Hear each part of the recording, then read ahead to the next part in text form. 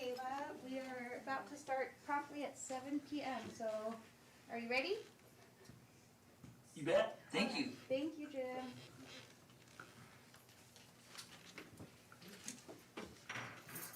I'd like to call the meeting to order and thank everyone for coming this evening. Let the record reflect that all elected board members and our student representative are present this evening. And we'll go ahead and do the flag salute. I pledge allegiance to the flag of the United States of America and to the republic for which it stands, one nation, under God, indivisible, with liberty and justice for all. Review of the agenda, are there any changes? No, Additions? not for me.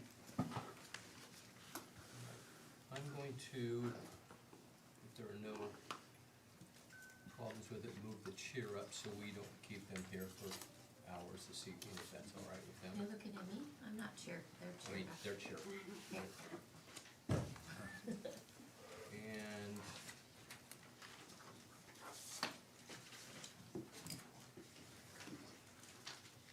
yeah, we'll move that up to right before the financial report so that if they want to get homework or anything, they can do that. Where did you say you're moving? Move it up to right before the financial report, so it'll be right after our consent agenda. Gotcha, okay. And I know you're not chair. Like,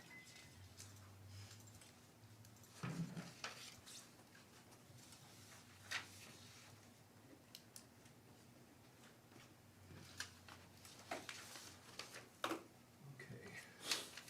The first item on our agenda is a public hearing for the LGO bond resolution. I call to order the public hearing on the proposed issuance of a non-voted limited general obligation bond, also known as an LGO bond. We are going to proceed in an orderly way, and I ask for your cooperation in following these procedures. The meeting is being held in person, or you may view it remotely via the YouTube link, and that's tinyurl.com/Sultan, SDYOUTUBE. We will have Zoom available to join and talk in real time. Both links are in the updated board agenda and packet. When you address the board, begin by stating your name and address and speak slowly and clearly. The purpose of this hearing is to afford individuals an opportunity to present information and opinions to the board regarding the proposed LGO bond. We want to assure you that everyone who wishes to speak will have an opportunity of addressing the board about the proposed LGO bond. Please limit whatever information you present to that subject. Before accepting comments from the public, I would like to introduce Superintendent Dan Chaplik to present information to be considered by the board and those in attendance. Thank you, President Sumter. There's an immediate need to pay costs of A, completing the roof replacement at Sultan Middle School, B, acquiring and installing new portable classrooms, new playground equipment, new portable bathrooms at Sultan Elementary School, and C, carrying out other purposes authorized by the LGO bond statute, RCW 28A 530-080, including replacing roofing at Goldbar Elementary School, making certain capital improvements at Sultan Heights School, such as replacing gutters and a hot water tank, re-roofing and improving baseball facilities, and upgrading the school sound system at Sultan High School, and replacing district office furnace system. Collectively, these are referred to in this hearing as the projects. State law authorizes the district to issue a non-voted limited general obligation bond known as an LGO bond to pay for costs of the projects. Let the record reflect that prior to tonight, notice of the public hearing was given by advance publication in the Everett Daily Herald, a newspaper of general circulation within the district. After due consideration, district administration believes it's in the best interest of the district to issue an LGO bond to pay a portion of the costs of these projects. The proposed LGO bond will be issued in the principal amount of $2,750,000 and will mature on June 1st, 2029. The exact date, form, terms, price, interest rate, purchaser, and repayment schedule of the LGO bond will be fixed by a resolution. Resolution number 21-20 of the board for consideration after the hearing. The LGO bond will be repaid from money from the Capital Projects Fund, the General Fund, and from other legally available money of the district. Tax proceeds received from the district's capital levy for safety, critical infrastructure, technology, and transportation facility approved by the voters on April 26, 2022, may be used to pay principal of the bond. Additionally, impact fees and state forest revenues may be used to pay principal of and interest on the bond. Cashmere Valley Bank has offered to purchase the LGO bond under the terms and conditions of the bond purchase agreement, a copy of which is included in your board packets. Resolution number 21-20 on the board's agenda this evening authorizing the issuance, sale, and delivery of the LGO bond is available for review upon request or can be accessed on our website, sultanschools.org. Closing date the district receives money from the bank is scheduled for June 15th, 2023. Following this hearing, if the board determines that the issuance of the LGO bond is in the best interest of the district, taking into account the public testimony presented at this public hearing, the board may authorize the issuance, sale, and delivery of the LGO bond through the adoption of resolution number 21-20. Thank you very much. Thank you, Superintendent Chaput. We'll now take testimony from the public. I only have one person signed up to speak this evening. Jeff, are you here to speak to the LGO? I am. Okay.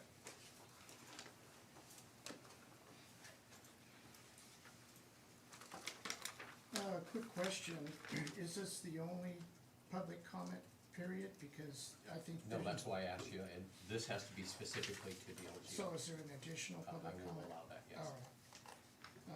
Okay, well, let me revise my quick speech here.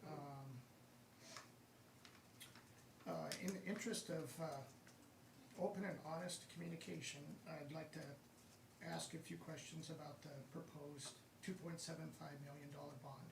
By the way, my name is Jeff Estes, I'm from Startup, and thank you, board, for allowing me to come here and publicly speak.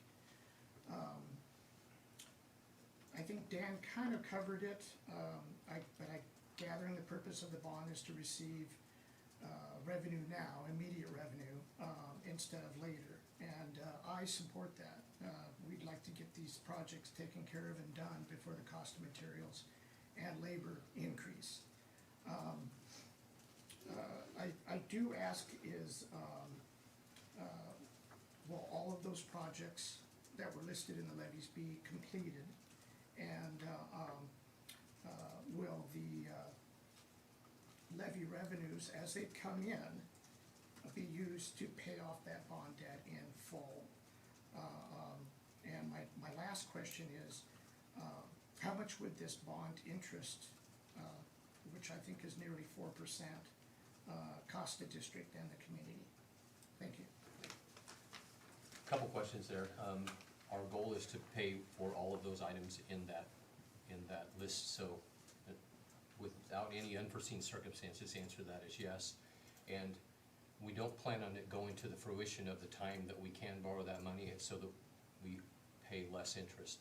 The interest rate is slightly below 4%, which if you look back a couple years seems high, but given current rates, it's remarkably low.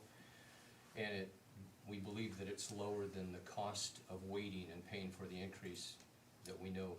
I mean, the cost of doing things is going up at a fairly rapid rate. We know that there's an inflation that is higher than what this will cost us, but I don't think it would be possible to give you an exact cost based on the fact that we don't know exactly when we will pay it off, but it is, I believe, all of the board's goals to pay it off as quickly as possible with those revenues. It's a short-term bridge loan, basically, so that we can complete those projects that we promised the community last year. I would just add one thing. I think your question specifically talked about capital levy money, paying those off. Is that correct? Well, the levies, one or both of them, made some promises to the community, and I just want to make sure. So the playground equipment was not on any of the levies, so that won't be paid for through either of them. It will be paid for through other capital project money, or it could be paid for through general fund, but it won't be paid for with capital project or impact fees. Well, Portable, we will be paid for with impact fees, And whatever the money is associated for, we will line it up item by item. Those that don't fit in either one of those, we will pay through other means. As quickly as possible. I think that's the key point there. Okay, I have no one else signed up to comment in this time. Does anybody forget to sign up or miss their opportunity? And we only have one person We on have someone Zoom, online? but they're not commenting that they'd like to speak. Okay. Let the record show that there are no members of the public wishing to speak that attended the public hearing, no written submissions provided to the district. We thank you for your participation. The public hearing is now closed. Now, we will go to our regularly scheduled public comments. And so Jeff, if you have additional items that you'd like to speak to, please feel free. This is the Jeff Estes Show.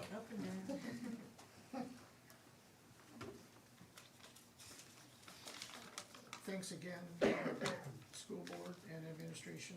I'm Jeff Estes, I'm from Startup. Thank you for allowing me to speak. I just wanted to share my thanks for the opportunity to work with students this past 6 months as a tutor and mentor. I've strived to make sure each student has the resources and support they need to be successful. I'm still training and I'm still learning, but I'm happy to mention I have not perceived any obvious or blatant signs of inequities or inequalities at Sultan Middle School. A few comments that I would like to mention would be to please invest fully in students, build capacity and advanced supports, recruit and retain and support a great educator workforce, and teach life skills, define standards and measurable terms, and hold students more accountable. And have administration try to be a little bit more hands-on and proactive. Choose to be kind, practice compassion, empathize, and forgive. Working conditions may at times be just as important as the pay rate or pay scale for teachers and staff, and that's something that you might want to consider at negotiation time. I would strongly encourage budgeting and implementing a mini Splater ductless HVAC system at the middle school in heated classrooms. Some of the classrooms have become more than uncomfortably warm during the hot weather, and it affects students, staff, teachers, and custodians. Thank you. Thanks, Jeff. Jeff. Did anyone else miss an opportunity to sign up for regular public input? Going once? All right. And we'll move on with the consent agenda. Are there changes or questions for the consent agenda included in our packet? Hearing none, I'll ask for a motion to approve the consent agenda. So moved. I have a motion. All in favor? Aye. All opposed? Motion carries unanimously. I now promised that we would get the cheer up a little early, so if you guys want to come up and do your thing.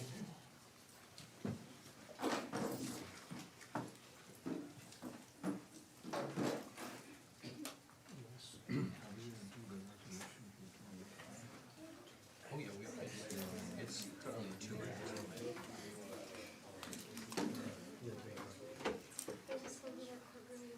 Well, first of all, on behalf of the school board, the Sultan School District, and, you know, all of our schools, I want to thank the cheer squad, the coaches, everybody for all of your hard work. This is the second state championship we've been able to celebrate this, but I think you guys actually won yours a little earlier, but because of scheduling conflicts, we wanted to bring you here. And so it is important that you guys are recognized for your hard work. I mean, I have seen you over the years continuing to work and improve what you do, and come out to events and do nothing but cheer on all the things that happen in Sultan. And so I just, you know, as a small gesture, want to recognize you guys and your great achievements, your hard work, your commitment.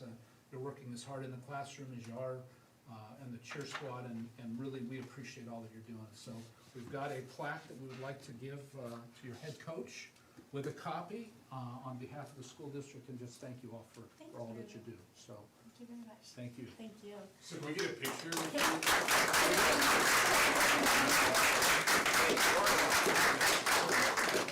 You could actually do it this way and get the whole board in here too. Okay. Alex too? Don't want to, no. Okay, then never mind. I stayed with you, see So, down a little, stand on the table. down. There you go. Oh, I see. No, No, if I gotta do this, you you gotta guys do aren't this gonna do too. something. I'll sit here, Cal. Alright, We're out of practice. get on my shoulders, Ed. All right, y'all tell me when you're ready. Can you see the board? No, stand up. Yeah, the board should stand up. Sorry, guys. We appreciate it. Okay, so we're gonna do this normal way, so let's go camera over there first. Cheer is an expert at this, by the way. And Miss Whitmire. And Mr. Sifferman. Thank you very much. Good job, you guys.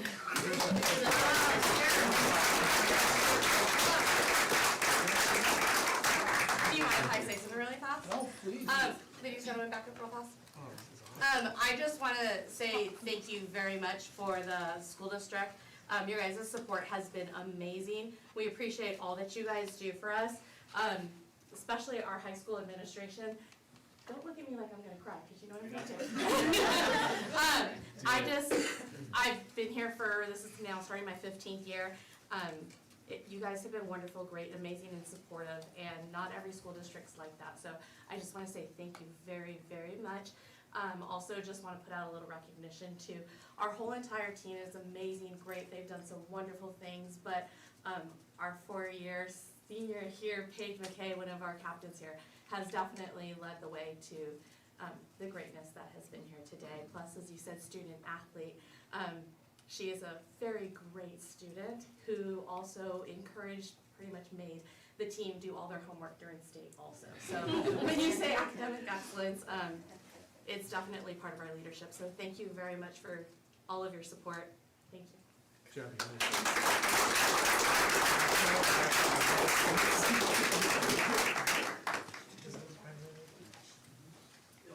And the reason I brought you guys up early is if you have homework or any reasons you can't stay, you're certainly welcome to leave at any time. Yeah. I don't know when I'll leave. Let me know whenever. Next up, we have the financial, who's doing the financial report? I'm doing the financials. Would you prefer I go over there? As long as everyone can hear you, I think there's. As long as you can hear me, I am taking the spot of Dan Ballard, who is away at his, celebrating his anniversary. Wish him well with that. Look at the first page, May 2023 enrollment, we actually grew by 4 students. And overall, we were up by about 45 students for traditional and another 5 for ALE, so a total of about just shy of 50 over budget. You can see how it's reflected on this particular, can go the next one right there. This particular sheet, you can see just some of the wild swings we've had going back through 2009 and 10 and how challenging it's been. And if you look at the past 3 years, pretty significant growth. Some of it was just kids coming back to school, but now in somewhat of a growth mode and seeing how that all plays out. And so we're trying to plan for that and be ready. Kindergarten, 2022-23, 174.3. Next highest year was last year, and then before that, we had kind of an anomaly in 2019 and 2020. But usually we had been anywhere from 125 to 135, but clearly it's growing over time. Traditional enrollment reflects where we started the year, and you go through the first few months with some growth. And then as we get to about the semester time and kids start to reevaluate programs and things that they're interested in, you take a drop, and you can see the slight uptick we experienced in the month of May. ALE enrollment, these two tend to offset each other a little bit as some kids are deciding not to you know, they wanna choose a different program, they would go maybe from one of our traditional brick and mortar schools to one of our alternative programs, and vice versa. And so this is where see the ALE has dropped off from a high of 62 down to about 52 right now. Snohomish County tax collections, you can see the ending balance. There's still a little bit outstanding for 2023, about $56,741, and you know, we'll continue to evaluate that as months go on, but I expect that number to go down as we proceed through the months.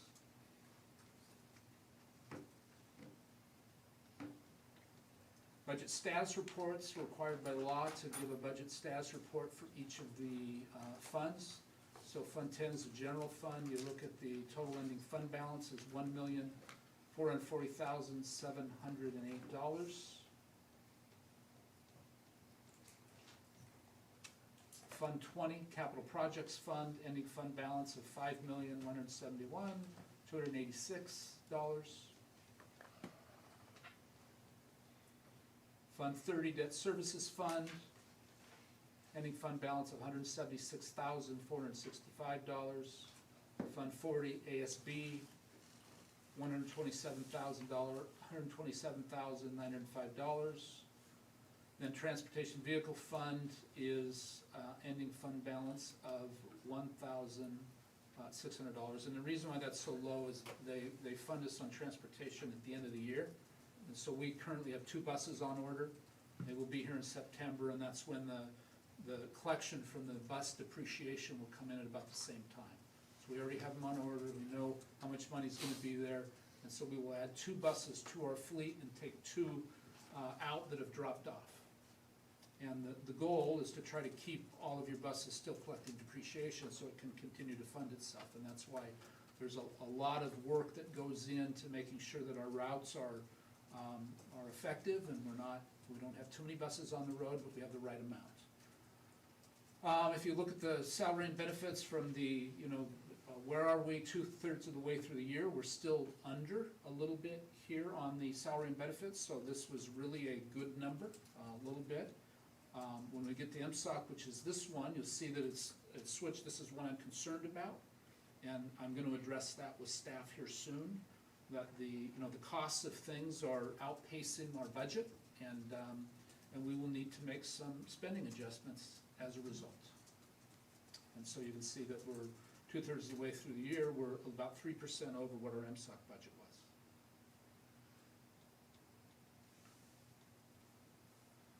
So at the total, we're right on track for where you would be for the budget 2/3 of the way through the year. The challenge with that is, as you can see, that MSOC is outpacing the budget, and that's where the challenge lies, the cost of goods and services. Ending fund balance, again, there's still 4 months in the year, and some of these are figured on timing. And so as an example, we had budgeted our last payment scheduled to be about $375,000, it was $550,000. And so that has a direct impact to the bottom line. But some of that is timing, and we need to see another cycle or 2 before we know for sure how that ends up. And you can see the yellow right there, the average AP cycle this year, once every 3 weeks, has been $389,000, just shy of $400,000. 5-year general fund balance, fund monthly balance is all right there. We are on track to meet the board's 4%, and like I said, I'll be making some adjustments to make sure that does in fact happen. Question, in the MSOCs, aren't some of those things, they're not equally purchased throughout the year, so it's possible that we purchase things at the beginning of the year to use that year that would drive up the early number, or we got them in the middle of the year. I don't know if we're necessarily. That's true, and so that's where we need to do a broader analysis and figure out of the big purchases that can also happen at this time of year, tech, operations, schools purchasing things for the next year. We need to have a better understanding of where that all is. Because when, like I said, when our AP cycle came up, almost 200,000 higher than what we had budgeted, that had a direct impact on the bottom line. But some of that is timing. Right, I just don't, I suspect that, you know, we're 2/3 of the way through the year. I don't know that the spenders of these accounts are making certain they stay at 2/3 of their budget. They don't, 2/3. and we wouldn't ask them to necessarily. It's really on how the operations of a school district works. And so in Dave's world, for example, he'll be buying licenses for technology here soon. They can be some pretty big expenditures. Sure. But they would be figured into some of this. Operations, the same thing, and I'm starting to see things come from the school. So we're just gonna have some conversations and make sure that we understand, you know, the long-term impact of MSOX and how inflation has caused some challenges. You know, if that in fact is what's happening here. And that's it. Any questions? Any other questions? Any other questions? No. Thank you, Dan. Not as eloquent as Mr. Ballard, but we made it through. We made it through. Next up, we have presentations, committee and association reports. Do we have anything from our ASB? They started the elections for next year's ASB. I believe the earliest the next group will find out is Friday. So this will most likely be my last board meeting. I don't know who the next president will be, but yeah. Other than that, state testing was going on these past 2 weeks for juniors and sophomores. I think did freshmen test? Only for Washington State history. I think. Yeah. So that's basically what's been going on, just winding down for the school year. Okay, thank you. And anybody here from SEA, PSE, Teamsters, or PTA Booster Clubs that want to speak? No? All right. Then, Dr. Douglas, if you'd like to grace us with your presence, Student Special Services update. Thank you. Good evening, directors. Thank you. I'll have Caleb pull up on the screen because this video does a better job than I can possibly do. So, a couple months ago, I talked to you a little bit about the road to inclusion, and we talked about what exclusion looked like, and we moved all the way to inclusion, and what inclusion would look like. So this video gives you a little bit of a presentation of what inclusion would look like and define some of the terms, and I'll kind of follow up after this video.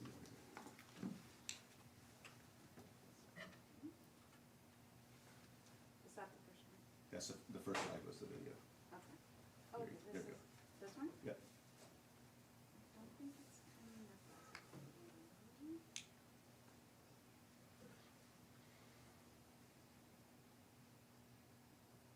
don't think I have the video. That's not a movie.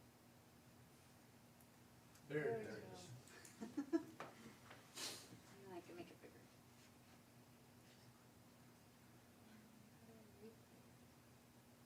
Press X Press the X. and then press play. Oh, there we go.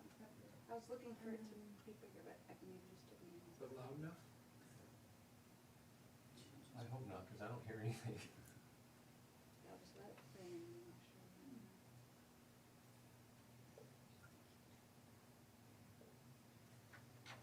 Okay, assistant, Got it. and we're up on. Is that presentation machine? This is on the computer. Oh, look at this, Aubrey to the Yay, rescue. thank you. Oh, I heard something. Yay, thanks.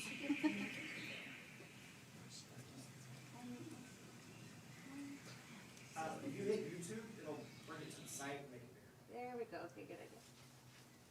Thank you. No problem.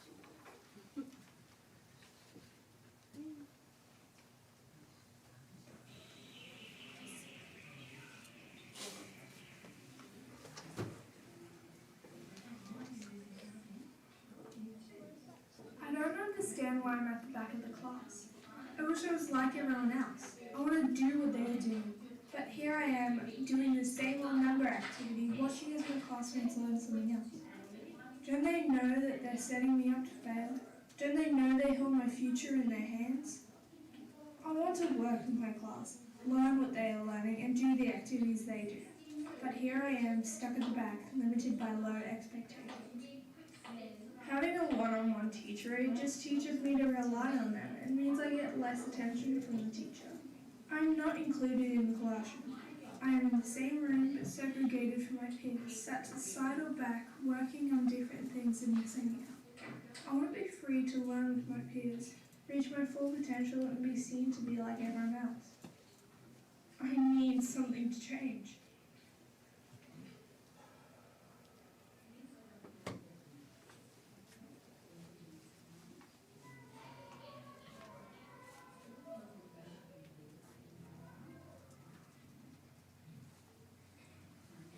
You may be wondering what was wrong with this picture.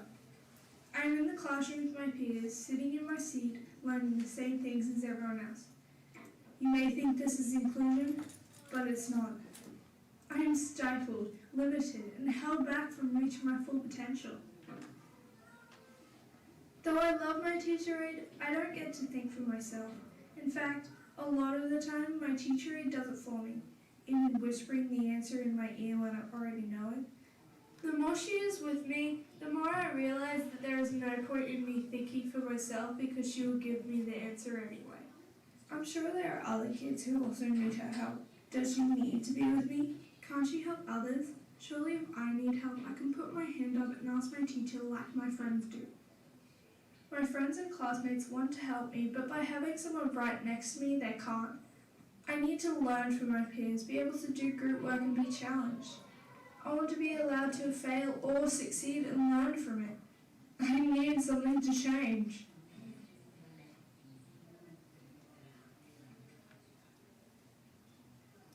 Can you find me in the crowd? Inclusion is more than just a word. It is a culture, a mindset, and an expectation that everyone can and will learn and succeed along their age-appropriate peers. I know it can be challenging to include me in the learning as sometimes I might require extra resources and information, but giving me space to learn from my teacher and peers is the best way to challenge me and allow me to grow. I want to learn the same things as my classmates, and I want teachers to have the same expectations of me as my friends. My learning may need to be modified, but I still want the opportunity to show what I can do, not focus on what I can't. Treat me the same as any other student and watch me flourish. I will rise to the challenge of expectations you set for me. Are you ready to really include me?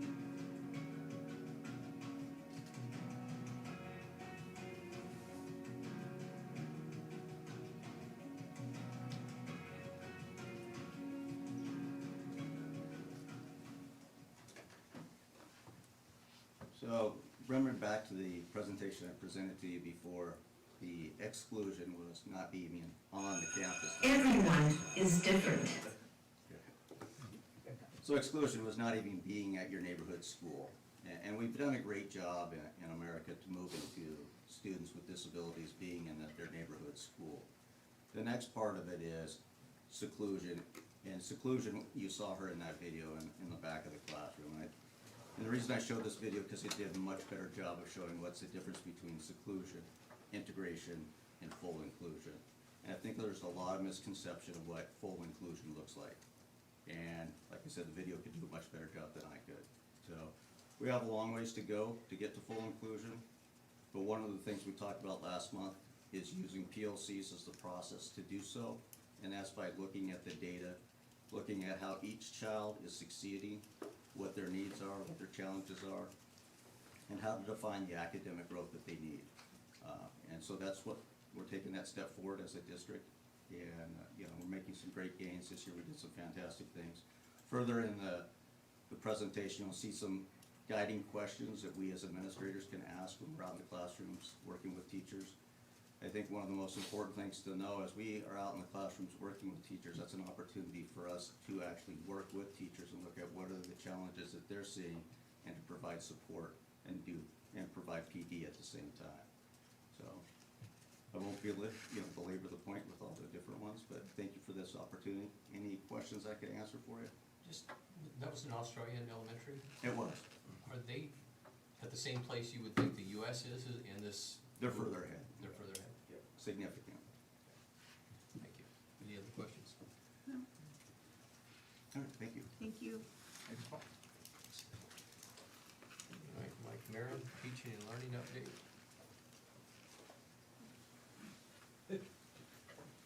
Too many people here. Good evening, directors. Thank you very much for this opportunity. And today we're coming to talk about middle school science. And since two board members were part of the process in evaluating, I also had the privilege this year of being one of Brett's mentors. So you know Brett Jappel, our middle school principal. He kind of talked to me about a need that he saw. So I'm gonna turn that over to him, then I'll take over at the meeting. So just I just want to say thank you for your time tonight and for letting me come here today, and appreciate you, Board President Sumter, and board members and Superintendent Chapley. You know, when I first came into the school, I met with a lot of the teachers to figure out some of the needs, and one of the things that stuck out to me was our science department. And the glaring issue was they were planning throughout the year their scope and sequence, but they didn't have a strict curriculum to follow. They have a good supplement, which is Project Lead the Way, but at the middle school level, it's not a fully complete curriculum, and they're filling a lot of the gaps in with different lessons and things that they have to bring in, and it's not really aligned to the new state standards that we need to be teaching our students. And I reached out to Mike Maron to see what we can do, and we're on board with trying to get a curriculum that helps align the new state standards and progress our students' learning forward. thank you, Brett. So with a need in place, we kind of we were in process looking at an elementary science adoption, of which I shared with you last time that we're pausing on just because we have some open ed resources that we want to make sure that we include in that study. So this we brought to the team this last Thursday, and we want to make sure that we have the next generation aligned science, science standards for our 6th through 8th grade, so they can go on into the coursework at the high school. So and this is a Savas materials. I've included that in your packet. So there are several things that we've done. So I try to do as much information as I try to provide with you, but you actually can see teacher rating scales. You can see the scores from the EQUIP rubric, which we use for the elementary science. You can see I outlined the background and the timeline that has been associated, included everyone that was involved. Part of the process is the pilot teacher responses to our surveys and the cooperating teachers in that team, and so you actually see all of those things. And then we were presented with an opportunity to get some funding in grant form for the refill portion, because that's something that sometimes we don't necessarily always get to do. So the first quote you saw in your packet was actually for just the refills. And so what I've done is I've secured that money through the grant. So what we'd be looking at is the cost on the second, which is attachment 5.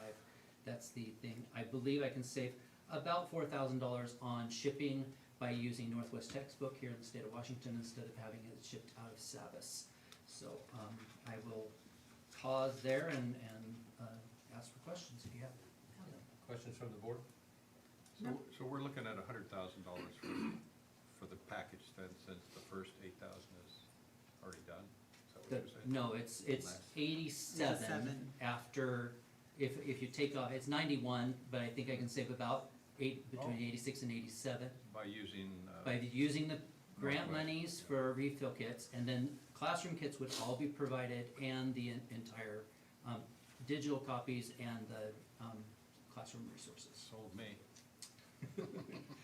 Trying to make sure we have it. Yeah. Other So- questions? Well, the refill kits last for like 6 years. 6 years. Yeah, Oh. so So it's Well, I was thinking it was 8 years, that's great. yeah. yeah. So No, this is actually a good deal.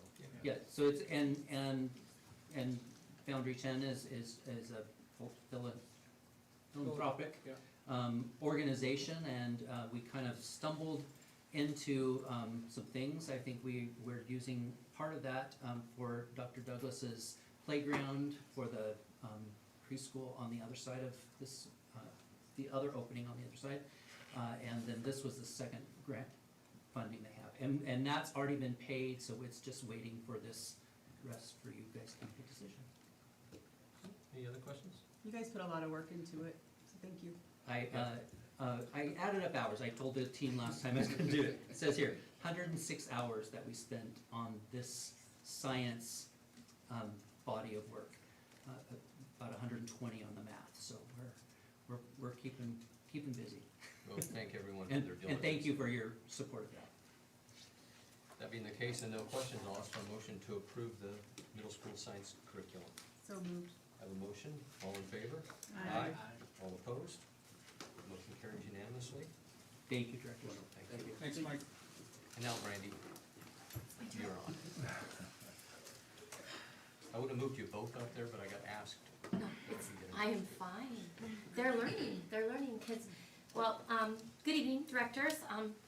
I'm very happy to be here tonight. Thank you so much for accepting kind of my last minute request to come visit you today. The health science department at Sultan High School has had a crazy busy March, April, and May. When I finally came up for a little bit of air on Sunday and looked at my weeks coming forward, I realized that today was probably the best time for me to get some information in front of you about some accomplishments we've had and some things we've been doing to support our programs. You can see that I have a lot of students here with me tonight because they also feel that this is important and something to celebrate. I don't just have current students with me, I have students from all levels. So if you're a freshman in my beginning class, would you raise your hand? Wonderful. And how about sophomores? Do I have sophomores here? And where are my juniors and seniors? Oh, and wait, I actually have a student visiting me that graduated 3 years ago. So if you graduated from my program and you are now in your field of choice, would you raise your hand? Great. So I have a good representation of students, and past and present, at all levels. Just to speak to you a little bit about the awesome things that I get to see every day. Before I show them to you, I just want to thank you for giving me the opportunity to do this. Uh-oh, here it comes. Because I love what I do.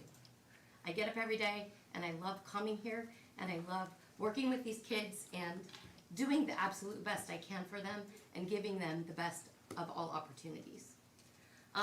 So I want to share with you a little story and the kind of cool stuff that's been going on. And I prepared a little slideshow because I like them. And so you have to bear with me. So would you just go ahead and move to the next slide? All right, I'm going to start by rolling you back to last year. So you can see we've got all our masks on. And I actually got a picture. I got to see these beautiful girls' actual whole faces for the first time outside when we came back to school. Ladies, if that's you in the picture, will you please stand up? Please stand up. Please stand up. So I'd like to introduce to you Jenna Fleming, Kiana Kiprios, and Camden Fajardo. Would you please tell the board what you want to do when you leave school? I want to go to UW hopefully to graduate in biology and then go on to medical school where I want to be a psychiatrist or a surgeon. I want to study at UW nursing and then I want to eventually become a labor and delivery nurse. I don't know where I want to go yet, but I know I want to go into pediatrics nursing. All right, so these ladies last year in 2022 competed at the state level, and they competed in a competition called medical problem solving. And they were given a medical problem that faces our state today, and they were given a certain amount of time to come up with a solution. What was the problem, Kiana? What were you given? Our problem was our problem was the blood shortage crisis, and we were trying to figure out how to solve that issue with our community. So address it in our community. Can you roll to the next slide? So tell us what you came up with. What was your idea to serve our community and address that problem? Yeah, so what we basically thought up to do to motivate people to want to donate their blood is to motivate them with like an inner altruistic force. If that makes sense. So we would host a blood typing day where we would type their blood like any other health clinic, and then we would find out their blood type, and then we would then educate them on their blood type, who they can donate to, that kind of stuff, and then motivate them because there is a blood shortage and that their blood type is so important, and they can do a lot with it if they just donate. They can save lives. So then Jenna, this year, what did we do? This year we actually held 2 typing days, one for the staff and students in our district and then one for the community. And basically we had a little clinic going where we would have people come in and we type their blood, and then those are actually what we gave them, information about their blood type. And Who how created much- those? These are student-created patient education materials about their blood type. Okay, keep going. And so like giving them this information is gonna motivate them more to donate blood because they actually can see how like significant their blood type is and how many people they could be saving. Can you go forward to the next slide? So this year we made it happen. We took their idea and we rolled with it. If you can move again. And we started with our staff and student blood typing day. We held it, how many hours? 3 hours? We just did 3 hours on a Friday after school. We set up a full-on clinic. Students checked patients in, did the lab work, counseled the patients, checked them out, and prepared the lab work to go to the patients the following Monday. They did all of that. And we typed 42 patients in 3 hours. So go ahead and roll forward. So here are some pictures of our clinic set up in our conference room. All our student tables, of course all these pictures were taken with permission. Can I get a picture of you getting poked? And we just had a really great day. Students learned a lot of great valuable lessons and were able to serve the community of our staff and students. Go ahead and move on. And then next, following that, 1 week later, we held a staff and student blood drive. This was held on a Friday, so again, a short day. And we were able to obtain 27 pints of blood in 5 hours with our just our students and staff. So that was pretty darn amazing. You can see some pictures of our check-in process. There's Miss Rose donating blood. There's a couple of students up there donating blood. Yeah, it was just a really big success, I would say. How did it feel to watch your idea come to life? It was crazy because it was all just like thought up in our heads, kind of like just in one night. Yeah. We were scrambling. Yeah. That's all. So the ladies, they won 4th in state for this idea last year, and this year we put it into play in a big way. So this is just the first half. Go ahead. Then we served the general community because we learned there's security rules. Oh, oops, that security thing. We can't have people coming in randomly to have their blood typed during the school day. So we split it into 2 separate events. We did then on a Saturday in May, we did a community typing event where people could come in on a walk-in basis into our commons. We had the whole room set up. You can see some of the visuals and the panels up there. This size, they were showing patients about the different blood types and what was compatible with what. We also had a game of Are You Smarter Than a Health Science Student for those patients who would like to wait for their blood to dry, because it's like waiting for paint to dry. So they were competing with students. That's Patty Fountain, former board member, up against Camden right there in a game of Jeopardy. So that was kind of fun. Who won? Who won? And she's a retired nurse. And she's a retired nurse, yeah. So you can see actively students doing the same thing, just running that lab and counseling patients. And they did this with Eldon Card technology. So this is technology that like anybody can buy as a home kit, but they'd already learned to type their own blood in class. So we did lots of learning around blood types and blood values and who can donate to who and how to do the process. And then they did it with the community. So go ahead. And after that, again, following suit, 1 week later, which was just last Saturday, just like the other day, we partnered with the Sultan Fire District and Northwest Blood Works to hold a community blood drive at the new fire station in the community room. Fire Chief was wonderful to work with us and has offered us that room free of charge anytime we'd like to do something to educate or serve the community within our program. So that's been pretty amazing. And I think I've talked him into sitting on my advisory board, so should be good. This was actually a really good lesson. You guys can go ahead and sit down. Who was here? Let's see, I've got Peyton and Cameron. Can you stand up, please? And Bella. You guys were checking people in. What was the great big uh-oh we had to deal with when you got there on Saturday? So, Yeah. with the company we partnered with for the blood drive, they had a few of their phlebotomists call out of work the day of. So some of our appointments were canceled to accommodate for less staff. That was rough. And they learned what it's like to really work in healthcare. Yeah. To also point out, we had a full roster as well. We only had 2 appointments that we could have filled, but we had a full roster, so able to do that in the time we putting this together was pretty amazing. Yeah, we filled with community members. We only had 2 appointments that weren't full. So we were slated to gather about 32 to 37 pints, and we ended up with 20 that day because of a call out from Bloodworks. But we still got 20, right? So thank you very much. Go ahead. So our results were, overall, we blood typed and counseled 62 community members about the value of their blood type.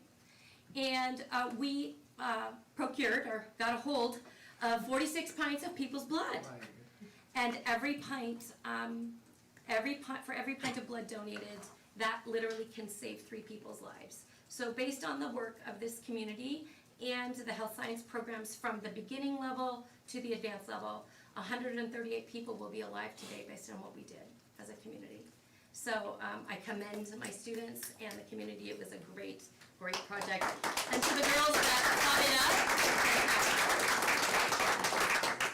so that was a lot of fun. I do want to talk a little bit about our end of the year accomplishments. You do know that we did manage to take first place in our state anatomy competition. And again, our girls are up there. 2 of them are here tonight. Go ahead and roll forward.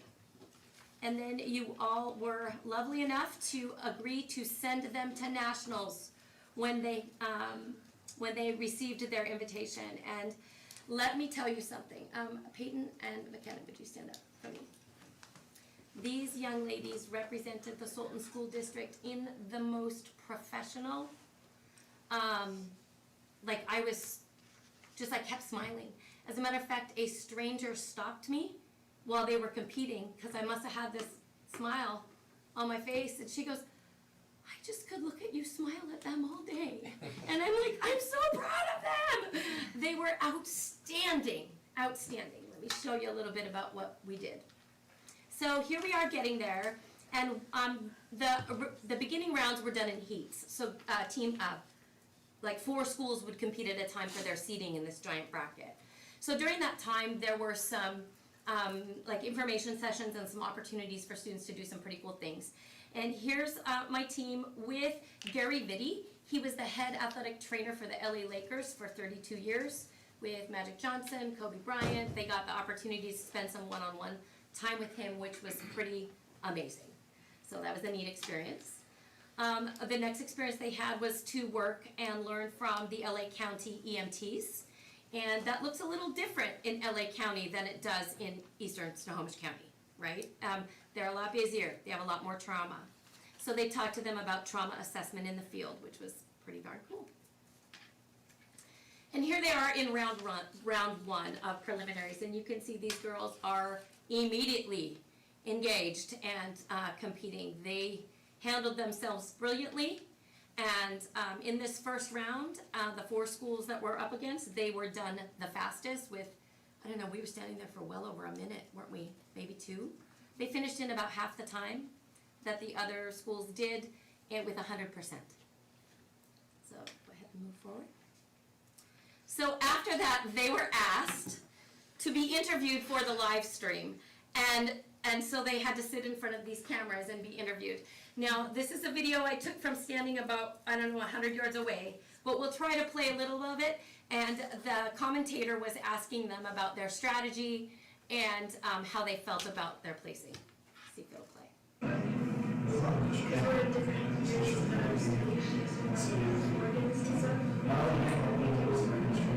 Yes. split up sort of maybe the sections of the body. That's a really important thing. Do you have that much in there? We're fundraising.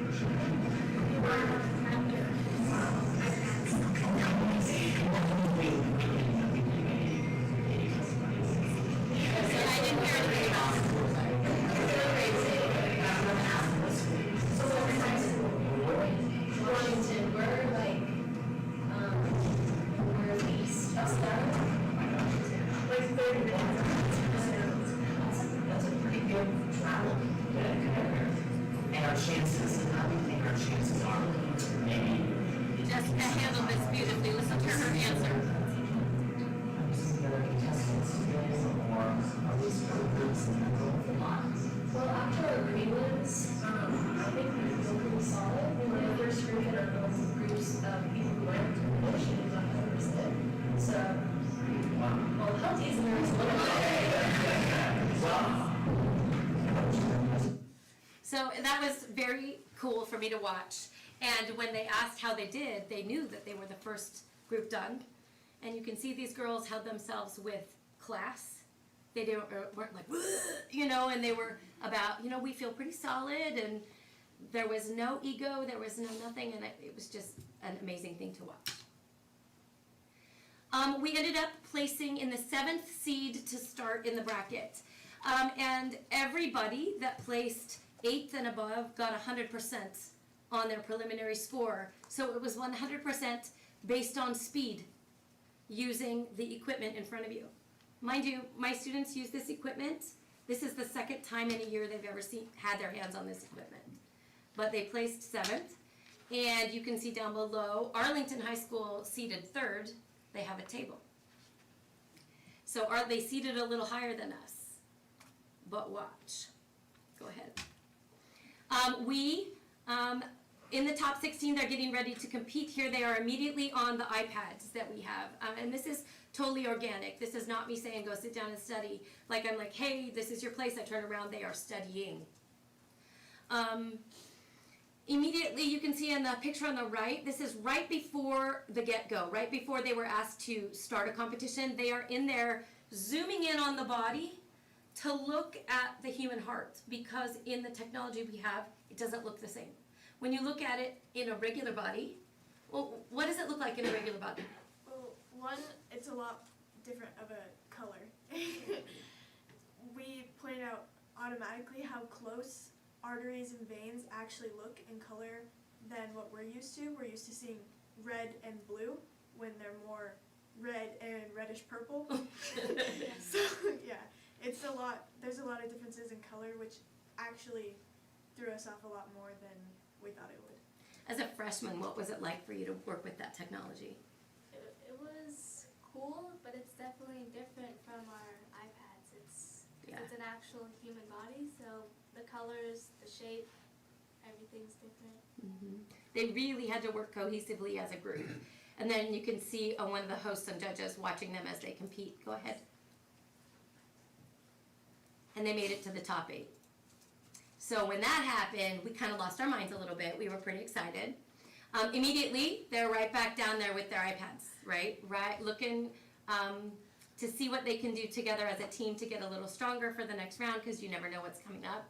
And there they are, happy, starting round 3. Go ahead. This is just different angles of them. You can kind of see the rest of the groups that we're competing against right there in the top 8 at the same time. So it was very, very active and very noisy in there. Go ahead. And this is footage of them using the table for that final round.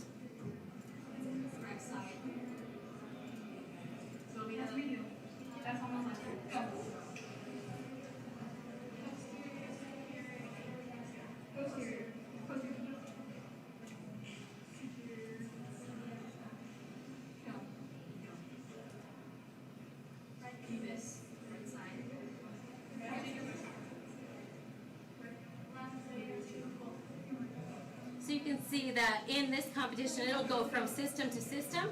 They'll go from skeletal system to ligaments and tendons, then it'll flip to the nervous system, and then it'll go to muscles, Now it's going to circulatory system.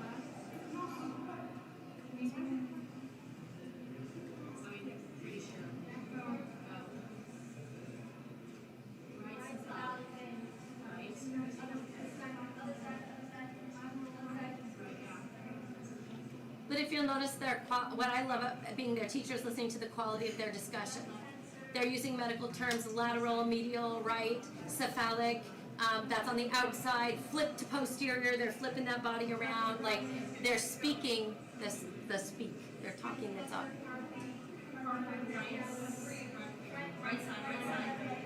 Is it weird to watch it again?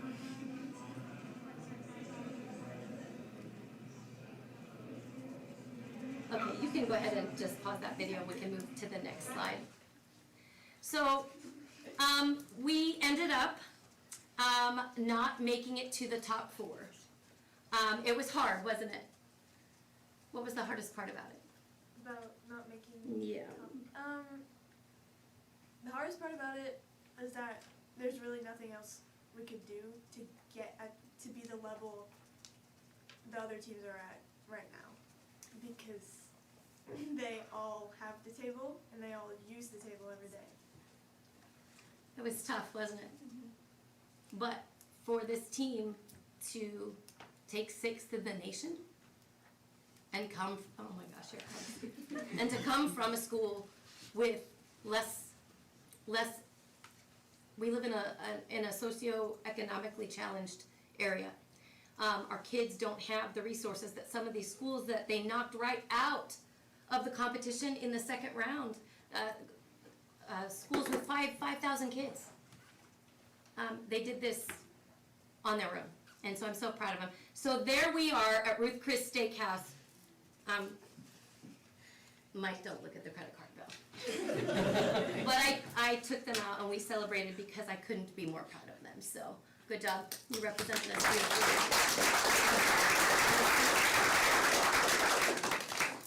So, what exactly is this table? This is what we've been fundraising for all year.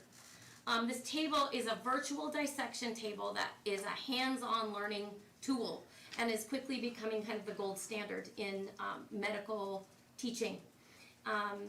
They allow exploration in actual bodies in 3 dimensions. It also has a dissection function where you can take pieces away from the body. You can actually mimic surgeries. You can follow an autopsy report to try to find the cause of death. You can see pathologies.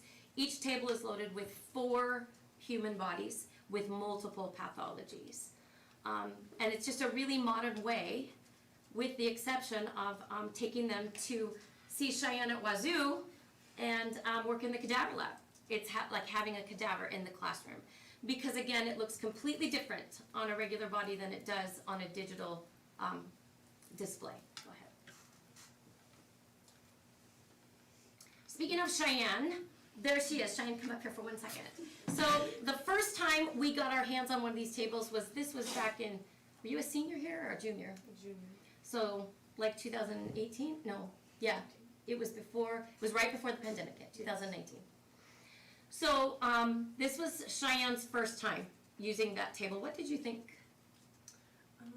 I didn't really have any understanding of what it really was, because I had we just went straight from an iPad, and we had just started the iPad with which is basically this, but really, really tiny and a lot different. So it was kind of crazy. But What do you think of that technology? The table? Mm-hmm. I wish that we had it when I was in school, in the classroom, because it would have given me a lot more edge on everybody else in my class when I went to school, and it would have showed me that I wanted to be more on the anatomy side of college and my future career, because once I saw that, I was like, okay, I really want to go to a cadaver lab now, which now has shown me that I can teach cadaver labs because I knew exactly what to do when I saw this table. What program did you just get into?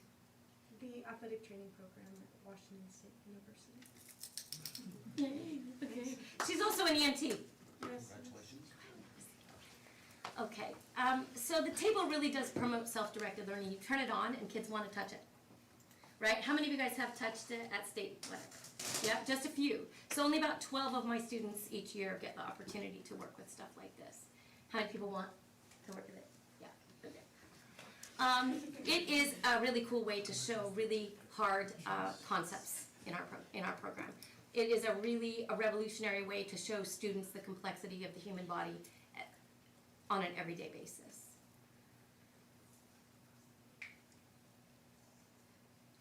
So this is a video from a Washington County public school who is using an anatomage table in their high school classroom.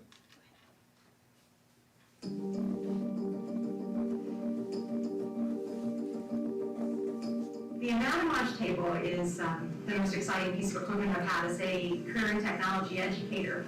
I wish I had my own. I would play with this all the time. We get to learn a lot of things that other students aren't able to, and I'm thankful for it. It's bringing to life really what we're studying, taking things from off the textbook page and making them real. Students typically would have to wait until med school to take a course in gross anatomy, where they would be learning from a donated cadaver, somebody who donated their body to science. With this table, one of the key features is there are 4 individuals who donated their bodies. The bodies were frozen, and then they were sliced in millimeter thick slices, photographed with high resolution, and then those images were put together to create animations where we can peel apart layers, we can dissect certain areas, we can cut apart areas. The other fascinating part of that is each of the 4 people had a different cause of death. So the students get to follow an autopsy protocol to try and discover what was the issue involved with this particular person. We can practice surgical techniques on them, we can isolate particular body systems. Then it has this vast library of thousands of histology images to look at the normal cells and tissues and pathological cells and tissues. It really puts, literally at my students' fingers, a vast database of gross anatomy, histology, case histories. They're very excited about it. At first they were very tentative. They were very shy about touching it and very shy about interacting with it. They felt a little uncomfortable at first, but once they started to dive in, they want to be sure that we're scheduling time to work with it every day. And the nice thing is we can blend it into every single aspect of what we're doing. I want to be a physician of some kind. I'm not sure what I'd specialize in yet. I really like anatomy and biology, and I want to work with patients one-on-one. For career plans, I want to be a surgeon of some sort. I'm not sure exactly which one yet. I was originally looking at neurosurgery. It's really cool to be able to go around and look at different parts, especially if I want to be a neurosurgeon. I can look at the brain and look at all of the sections of the brain. It's been really helpful with finding out where exactly things are in the body and being able to identify diseases. You have the histology of any part right there on the screen. It's awesome. It is hard to overstate how innovative this technology is and what it brings to our learning experience. It really is an innovative CTE tool that's helping prepare my students for college and career. Most of them are heading on to study science, medicine, nursing in college, and they're getting this opportunity that admittedly they very likely would not see until postgraduate work.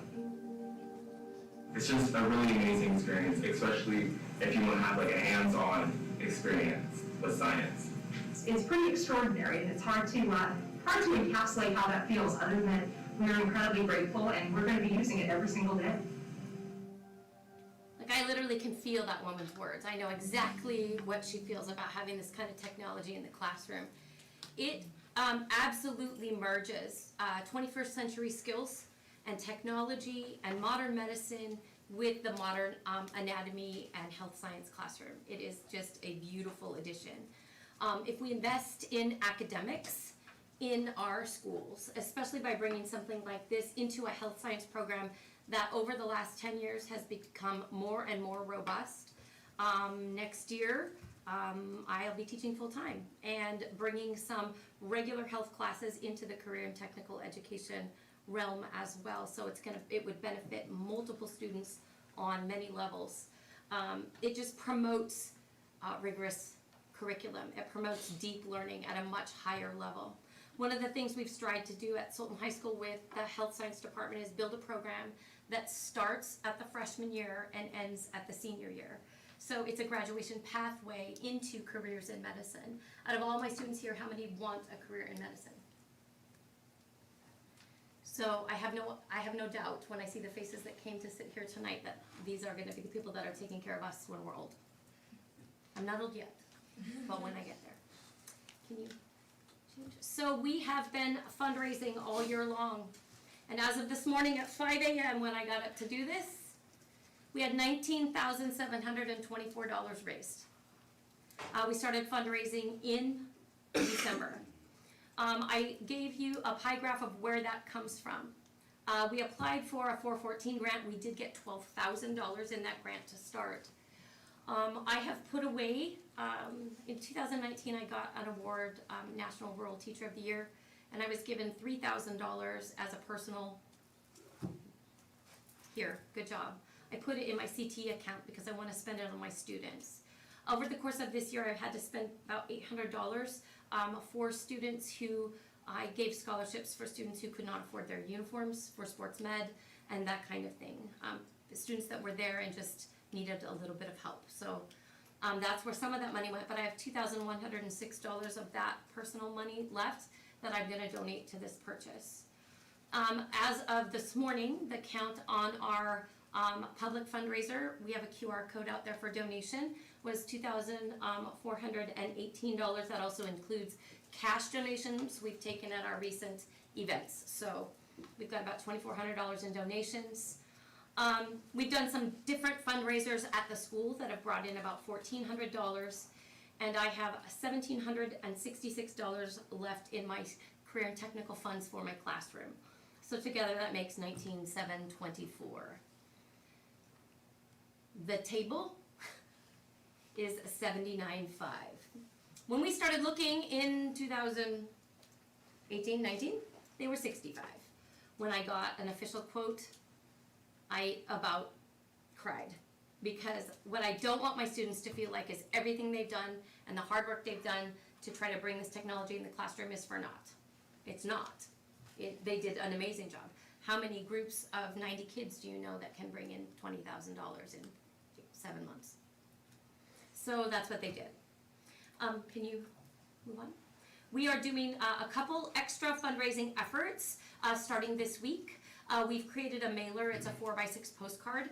It's going to be sent out targeted to 8th grade parents that are sending students up to the high school that might be interested in taking health science classes, as well as students who are freshmen right now, sophomore right now, juniors right now. So kids who are either coming into programs or are in programs to see if families would consider any additional donations. As the advisor and teacher of the programs, I have written a letter to local businesses, hospitals, pharmacies, labs, chiropractors, all the areas that our students would work in our local area from Monroe to Snohomish. And those letters will be going out to their boards, to their financial directors, to their foundation departments, to see if we can also bring in some donations that way. While we were at the blood drive, I was stopped by Steve Tonkin, who sits on the Sultan Education Foundation, and they have been following our work for the year, and they are talking about a sizable donation as well. But that's all I know at the moment. So that's where we're going. Fundraising efforts will continue through May. However, the 414 grant that I got, I have to use it. I have to use it by the end of this year, or it goes away and I will not lose those funds. I do have a plan B for those funds, but I really want them to go towards this technology. So, we're asking the board to help us figure out, can we somehow come up with the difference? Can we use the $20,000 that we brought in, plus anything that comes this month, to help us buy technology like this for our classroom? The reason I ask you this is because, you know, well, next year will be my 10th year. And to start the program, we had no funds. I applied for a grant to start the program, got a grant to start the program. My budgets have typically been about $1,000 for the year. every year. And I'm not gonna lie to you, my first year I probably spent more than I made.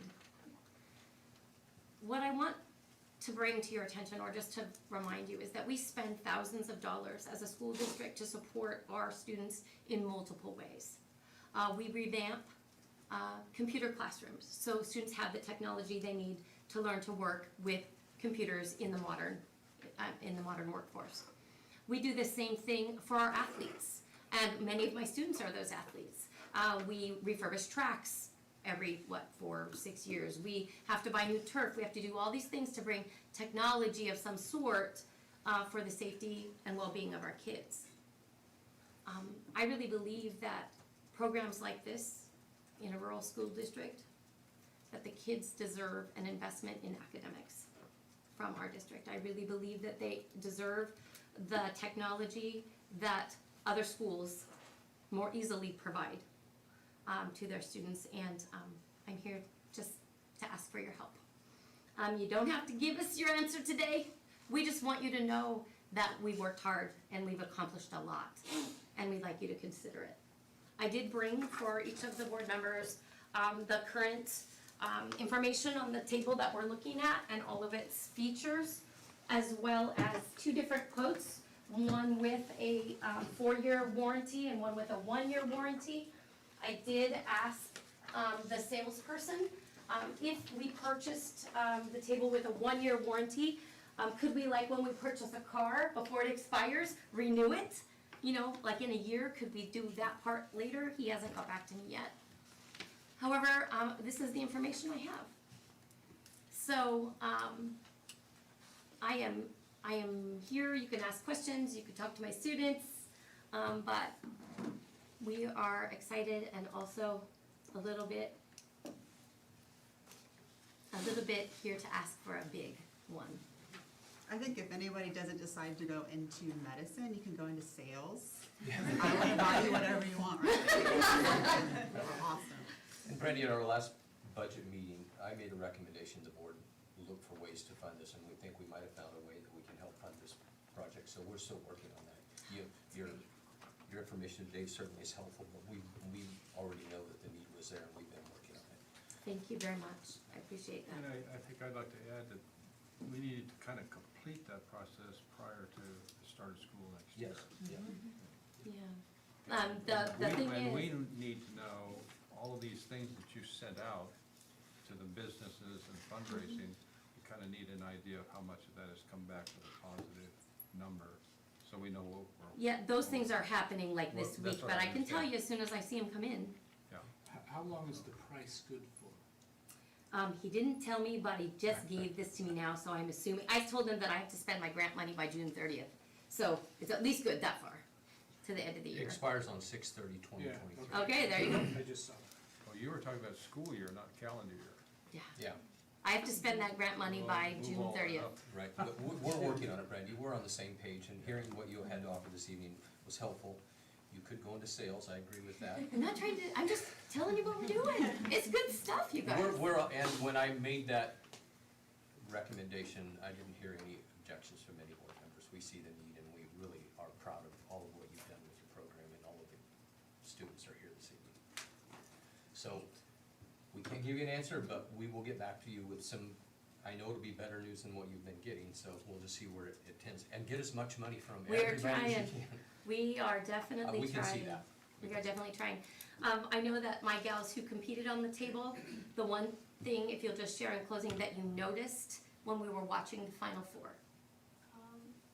The skill level they had of like moving the body of and like just knowing the buttons and everything, like they would be able to not dissect it but move away structures to get to a certain structure when we never even knew that was a thing on the table. They also are able to move it smoother in a way where I don't know what we're doing because we're not used to it, but it like lags and glitches for us, but for them they got it like. It was like watching them spin Remember the something first in time air. you drove a car? Yeah. You hit the curve, and that's a much simpler thing than what you're doing, but Which pretty has soon a you. lot to do with their time. I don't hit curves. It's Cameron. You So had where other did vehicles? Arlington finish in this whole thing? Below us. We beat them. Randy, there's a Turk Fan Club meeting on June 13th at 6 p.m. Turk Fan Club? Yeah, If somebody wants to come. we will. take requests. Definitely, yeah. I'm just curious, how many other schools in the region have these tables? Is there anyone else in the region? The closest one to us is Arlington High School. Lake Stevens actually has one. So No, Lake I- Stevens has I one was, too. Yeah. I was in a superintendent's meeting, we started talking about it, and, one knew they had one, the others didn't know, and they went back and checked, and, I heard back. No, how could you not know? It's a big table with a bounty on it. Pardon me? Is there a partnership with Monroe? Does Monroe have a program similar to Sultan? They do, but their program is quite large, and I don't know that, even though I would love to do something like that, I don't know that it's really feasible because it would involve transportation and sharing technology and plus I'm selfish. I really want my kids to have this every day, but I know what you're talking about. It seems very it's something I think that we should do. but take one step Do you know at a what we time. learned? That some of the, I don't know which school it was, and I don't know if it was one of them that won, but they actually have anatomy labs in their school with like 4 tables, 4 bodies, and it's like going into an anatomy lab. That's what they do. Wait, 4 of these tables? Yes. Instead of How like big are 4 these schools? huge. Yeah, the winning team only had 3 team members, and it was like watching, I don't even know, it was like magic. No, It was like magic. They were incredible. Well, it's exciting to hear the results that you guys have. I have no doubt if I can get this technology in the hands of some of these kids that we will slay it. They won't even know what hit them. Slay. We are gonna slay. That's my new word. They're teaching me the words. Thank you, Brandy. And Thank you. I'd love to hear from you all night long, but No. unfortunately, we got a lot of other people Go, go, that are go. waiting. Thank you, Thank everyone. you, guys. Really Great job. appreciate it. Great show. And you can hang around for. You wanna say? All right. Thanks, guys. Next on the agenda, and he's back, is the approval of resolution Hi, 20. Jim. Can you hear us okay? Great. Approval of resolution 2120 LGO bond. Do I have any questions from the board on this particular item? If there are no questions, then I would ask for a motion to approve the 2120 LGO bond. So moved. I have a motion. I am going to call for a roll call vote on this item, so I'm explaining what. Gigi, how do you vote? Yes. Ed, how do you vote? Cindy? Yes. You vote? Aye. And I vote aye as well. Motion carries unanimously, all votes counted.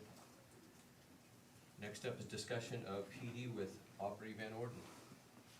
Thank you, everybody. Really appreciate your support and effort. Thank you very much. Thank Thanks you. for your patience tonight, too. Hanging out. Oh, you bet. Fascinating, fascinating. Does Foster Garvey do grants to programs like that? I've heard they Well, we do. certainly like to contribute to the education foundations, and we certainly would welcome the opportunity to consider it. So send us some information. Happy to bring it to our group. We do provide resources through InvestEd and other organizations. So yeah, happy to consider it. It's a fascinating and a great resource tool. So yes, please do send us information. Thank you. Couldn't help it, Jim, thank you. Yeah, absolutely. Thanks for your help with technology tonight. too. Dan, can you send something to Cockle tomorrow? Yeah. Yeah. Awesome.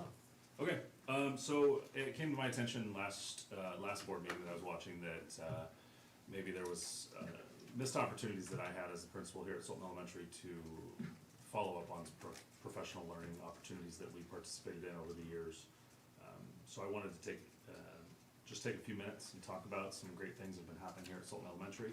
And that used to be more of a common thing that we did as buildings, coming and celebrating some of our accomplishments, and we got out of that habit, but I'd like to get back into it. Our staff and teachers have been working tirelessly down here and making great growth and great progress, and so I wanted to take an opportunity to highlight that, answer any questions you guys might have. I know that last board meeting you guys talked about the PLC cohort and the 3-year professional learning opportunity that brings to our district as a vehicle to move forward a lot of our learnings that we have as a staff and share within our grade level teams better ways of doing things and how we can work collectively and collaboratively with each other to support all students. So that professional development that we have been doing and will continue to do here at Sultan Elementary will tie in great ways into that PLC work that our teams are able to do. So I provided for you just a few different documents. The state of Washington OSPI went away from their traditional report card that they used to do.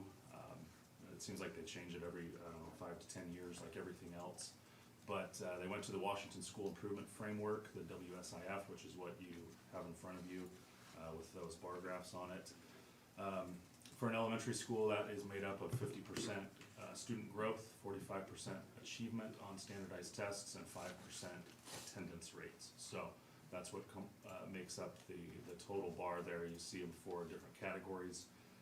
If there's not more than 20 students in a category, the bar doesn't exist. So that's why in some schools you don't see a bar, just because it would make students more identifiable. So you can see that our school improvement framework from 2015 through 2019, I was hired in 2016 when we really started to focus on some outside professional development, some learning opportunities for our staff, and going to different places for some of that training, and having different opportunities of trainers coming into our school as well. So we made some great growth those first few years that they used to run it every 2 years. Each of these bars would represent that, and we were awarded a couple times by the state. We were able to go down to Olympia and receive a few awards in 2018, and then in 18-19 we received some growth awards too. And then of course COVID happened, and they stopped doing any of that, and our standardized testing went out the window, which was great for a year. One of the best things to come from that whole pandemic, but here we are back doing it again. So I provided the one before COVID that ends in 2019, and then the one after COVID. You can see the growth we made in all categories. Initially we were a targeted school with one area being students with disabilities. We fell below the ID threshold, which meant we were being watched essentially. We needed to improve that in the next cycle, or we would have got more stipulations put on us, more requirements for growth. So we were able to make it out of that. During that same time, there's one other indicator that's not in the graph that qualifies you as needing help as a school, and that is EL progress. So the progress of your students that are qualified as EL. Doesn't show up on the bar. They could be in the English language learners in there. They could be 2 or more races. They could be Hispanic. They could be Asian. It just depends on if they're EL. So they fill into a lot of those different categories. That was a lower area for us. It's now an area that we fell below in an ID threshold. So we are a focused school, a targeted comprehensive school. According to the state, it's an area that we need intense focus on is our EL progress. So we'll be working even more closely with that as we move forward, working with our EL students. So kind of a background with this. Again, then you see it after COVID. If you'll go to the next one, that is now, you can see this last year, the 2022, when we got back into the state testing, our bars dropped down a little bit in each category, with the exception of, no, I think they all went down, yeah. So along with the state, everything in the state went down about 10% on standardized tests after COVID, once we started them up again. Still doing great. The darker the blue, the higher our decile. It's on a scale from 1 to 10.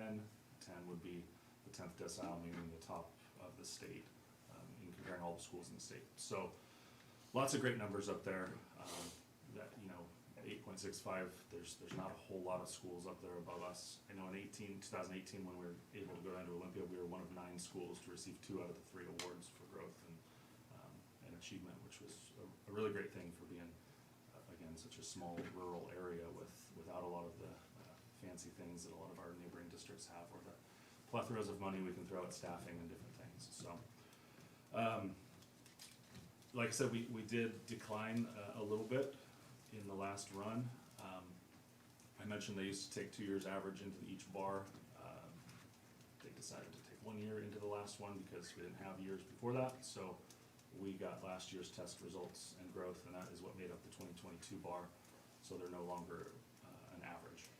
Along with EL Progress, they changed the assessment to a much more complicated assessment for our EL students, and that assessment was counted in. There was no transition period that went from our ELPA to the WIDA, and all scores dropped significantly across the state with that. I think we went from about 49% proficient rate to 9 in 1 year. So a little frustrating, but it is what it is, and that's how we do things. And so we're up for the challenge to continue growth in that area. I attribute all of this again to the amazing teachers we have here and the support staff that work with these students. They do an amazing job. Thankfully, they've continued to buy into my leadership and the opportunities that we provide them as a district and as a school for professional learning. And we continue that year in and year out with your support, approving out-of-state travel, but also with the help of our poverty lap funds and title and lap dollars that are able to pay for trainers to come out here and work with our teachers on site. And the last sheet up there isn't to, I'm not here to compare us to anybody else. I stand behind our school and all the amazing things we do, and I would put us up against any school in our region as far as proficiency and growth are concerned. I randomly selected schools from districts in our area and showed you the comparisons between their school improvement frameworks and ours being in the top left up there, and then some from Riverview, Monroe, Snohomish, Granite Falls, and some of them are doing great, some of them are not, and that's okay. They've got room to grow too, but more importantly, I wanted to show that what we're doing here is working, and I hope we continue to get the support for that. The last part of that, the last page of that, it's the second page that you're on there. Kayla, if you'll scroll down, that's just going back to some of the comments that were made last week about specifically math scores along the state. I know that it was brought up, and I appreciate bringing attention to that our math scores need help, significant help. And so we continue to focus on that here at Sultan Elementary, and I know at Gold Bar as well, and across the district. It's an area that we need to continue growing in. You'll see there those green bars. I don't know if you can zoom in on that at all, Kayla, but those green bars are the math scores across the state from 2018-19 and then 21-22. Like I said, everything dropped between 5 and 10%, depending on the subject across the whole state. And as you can see, as kids age, the scores typically drop for one reason or another.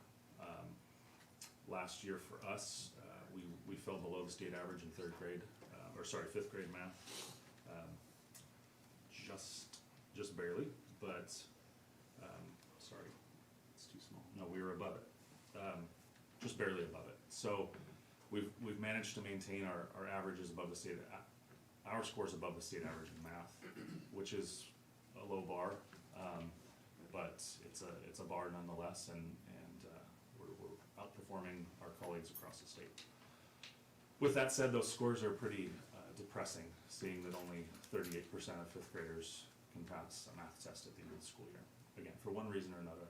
We know that it's one way to test, and we know that as educators, it's comical to look at one piece of data and try to make any decision or any judgment on it.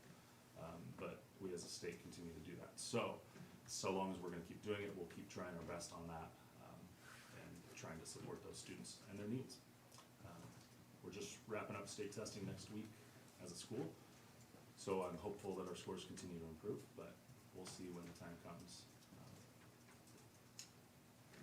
I imagine there are questions. Again, I can speak for my school and for what we do and for the work that we're putting in. And I hope as a school board that you'll continue to support those professional learning opportunities and more so ask those tough questions about math education and how we can better support all students in the district as far as mathematics goes. Thanks, Rob. Questions from the board? Just one, and Aubrey, I'm not gonna get off the rails. I'm not asking to go anywhere, we can't argue. Yeah. What are these school improvement framework bars, what do they represent? So the vertical bars. What are the data that are thrown in Yeah, there? so those are the students within that category. So if you were to look at the 2 or more races bar, that includes any student that when they register for school, they identify as, or they register as 2 or more races as their group. Then the students that make up that bar, however many it is, as long as it's more than 20, that bar is based on their score from the previous year on end of state testing. So it's only on 3rd through 5th graders. It's It's also What includes categories in academic? ELA and math. Okay, so they're Yeah. combined? Science is not included in there, correct? So if we're doing well in ELA, but we're bombing in Yeah, in averages it math, out, yeah. they get an average. Yeah, so there's a report in the school improvement framework in OSPI that gives you a detailed view, and it will break it out by math, and it color codes that too, from a dark orange to a dark blue. And so you can see the different areas that make up that bar. So that takes into account math and ELA. Well, what I'm getting at is those bars really don't tell us definitively what we need to be looking at. Not necessarily. I mean, they give us those ethnic groups that we would need to support, or students in different categories like low income or students with disabilities that we need to do a better job of supporting. And so for us, that would be our EL students and our students with disabilities that just overall in general are our lower performing groups or lower growing groups. But the detailed view of this, again, breaks it down. So I can look at Hispanic and Latino students, and I can look at that and say, here their deficiency was in science or attendance, or not science, math or attendance or ELA. Or was it proficiency or growth? Because again, the state weighs growth now more than proficiency, which is great. It's a great start. But growth is 50% of that bar, and proficiency is only 45% of it. 5% is attendance? 5% is attendance at the elementary. At the secondaries, that takes into account a few other things like ninth grade, or graduation rate and some other high school stuff. It's too complicated. Is the attendance the same percentage at high school? Attendance makes up that SQQ, whatever it is, that SQSS, yeah, there's some Qs and S's. But attendance makes up part of that secondary. At the elementary, it is solely attendance. We don't have much of a graduation rate around here at the elementary school, turns out. A few years to go. Any other questions for Bob? Something else to note too, just in this year alone, the ID threshold on there, that's the threshold, it's a 2.1, I think, is where it sits, and that identifies you, if you fall under that you become a school that the state wants to take a look at. They lowered that threshold for Title I schools this year to 1.85, which was nice. It was acknowledging that, hey, Title I schools probably have a few more hurdles. I think every Title I school in the state qualified in some sort of support category. So I imagine this will change in another year or two, because they're realizing that there's inequities in this. If the state is gonna say, hey, you got all these stipulations now, well, it turns out there's a lot of things that go into that, especially with low income and difficult areas, so. But nevertheless, we're still killing it here, and we're slaying it, sorry. Slaying it. We're still slaying it. Carving it up. Carving it up. I think that's like skateboard term. I don't know. Anyway. The Sultan Slayers, that's what. Yeah. Their name is We already got Team the mascot. He's drawn on the side of the thing. Yeah, that's true. That's. If you need any other advice, just let me know. Anyway, any other questions? I won't take any more time. But Thank you for doing this. Thank you very much. Thank you. Next up is Scott, the approval of WIAA Sultan High School and Sultan Middle School membership renewal. Yeah, I want to let everybody know from the on out, you don't need to encourage us much. We'll get through this stuff pretty quick. We've read through all of it. Okay, well, I was going to just give you the fast forward, because this is an annual thing. Exactly. The board is, the WI requires boards to agree to continue our membership, which is a great opportunity for both our middle school and high school, as well as recertify the resolution, board resolution. So if you have any questions, I'm happy to answer. I already had a motion. All right, then I will shut up. You don't have to do that. Ed made the motion? Okay, I have a motion. We don't even need a second. That's right, we don't have to anymore. Express. All in favor? Aye. All opposed? Motion carries unanimously. That was an easy one. Thank you. Yeah, I didn't want to cut you short, but. No, Then you have to no. do the middle school too, right? Yeah, short all my life, it doesn't matter. Was that the high school and the middle school? Yeah, it's your fault. Now you have They're the middle separate. school as well? Yes, it is, Yeah, it they're is, separate. high school and middle school membership and resolution. So that approval was for both of those? Or- Please, correct. Okay, all right. I know that, I think that there is a document that both Russ and Dan will need to sign. We'll get Caleb those will help signed. with that. And then once, I'm sure it's in there. It is, I saw it. all right. Next up, you're also here for the girls' basketball. I'm going to overnight trip. invite Coach Kwame and Levi to come on over. Girls' basketball made their first trip to state this year. And it was a great experience, and now that we've had a taste of it, we wanna continue to move in that direction. There are schools that have gone to team camps in the past, and we're looking at getting permission to go to an overnight team camp.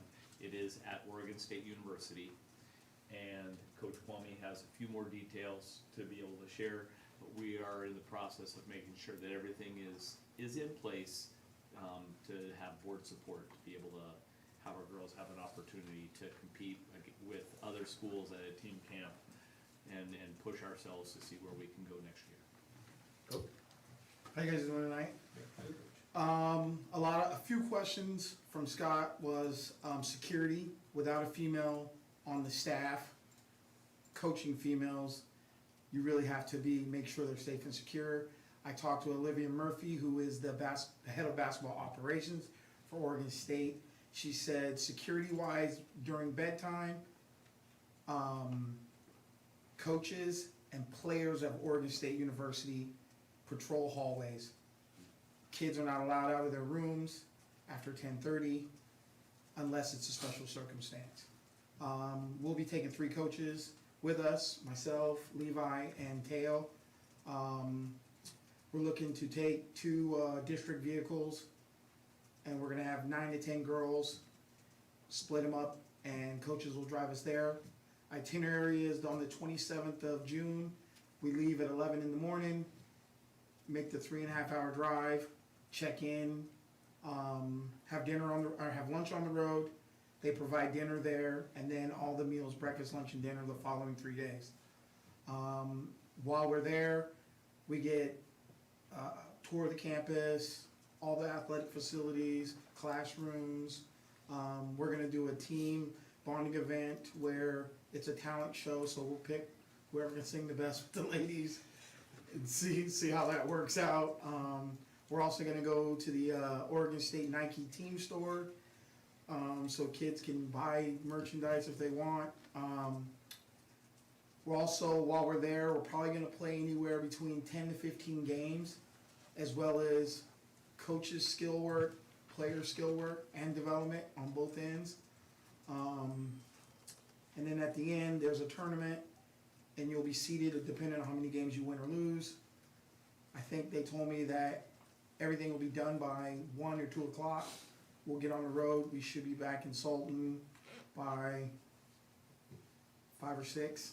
We might stop and get something to eat, but the importance is to get us back here because kids might have some things, because it's in the middle of the week also. So if you guys have any questions, I'm here to answer them. Well, you touched on the only one that I had a concern in. It may sound old-fashioned, but I was worried about there not being a female chaperone. And it sounds like there's gonna be college female athletes there. Okay. Yeah. But We had a similar situation when we had the overnight at Ellensburg. Yeah. We don't have a female we have a female on staff, but she was not available to go on that trip.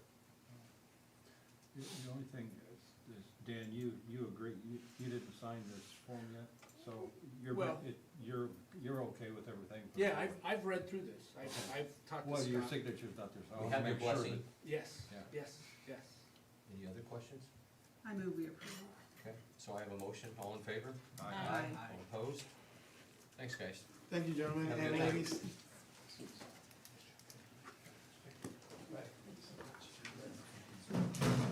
Dr. Paul Douglas. Going to the exotic locale of Missouri. I'm not even gonna comment on that one. This is a red-eye flight, which I don't really wanna do. So, but this is, the purpose of this is just to check on our student and the location. I gather information and meet with the variety of people that student works with. We've already signed the contract and the kid's already going, so why? Liability-wise, we're required by the state of Washington that we are responsible for that student's education regardless of where they are. But we've already agreed that that's what we're doing, so the kid's already basically gone. But it's We've still our already agreed that the responsibility people to. are gonna do their job. Well, we're still responsible for their IEP. We still get funding from the state to ensure that the IEP Well, I was is. just trying to help you out by not taking the red eye. Yeah, I know, I appreciate that. He was gonna get you a first class on a regular plane. Well, yeah, that'd be great. Probably just be a jump plane though, right? No, I think we have to inspect what we expect, I so. got a friend that they actually own Kalita Air Freight, and, I can get you. You're gonna jump- ship him a FedEx line. I can do a line jump from that, right? Any questions from the board? No, And I'll ask for a motion to approve Paul's out-of-state travel. so moved. Have a motion, all in favor? Aye. All opposed? Motion carries unanimously. If I get souvenirs, I'll bring some back. Yeah, thanks. No, I don't. I've been to Missouri I don't want many, anything many, brought in. many, many times. It's lovely.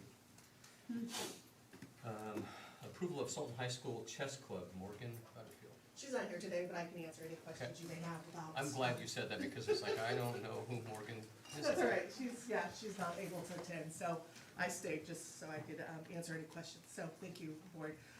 For those that don't know me, I'm Sarita Whitmire-Skeeth, I'm the principal for Sultan High School.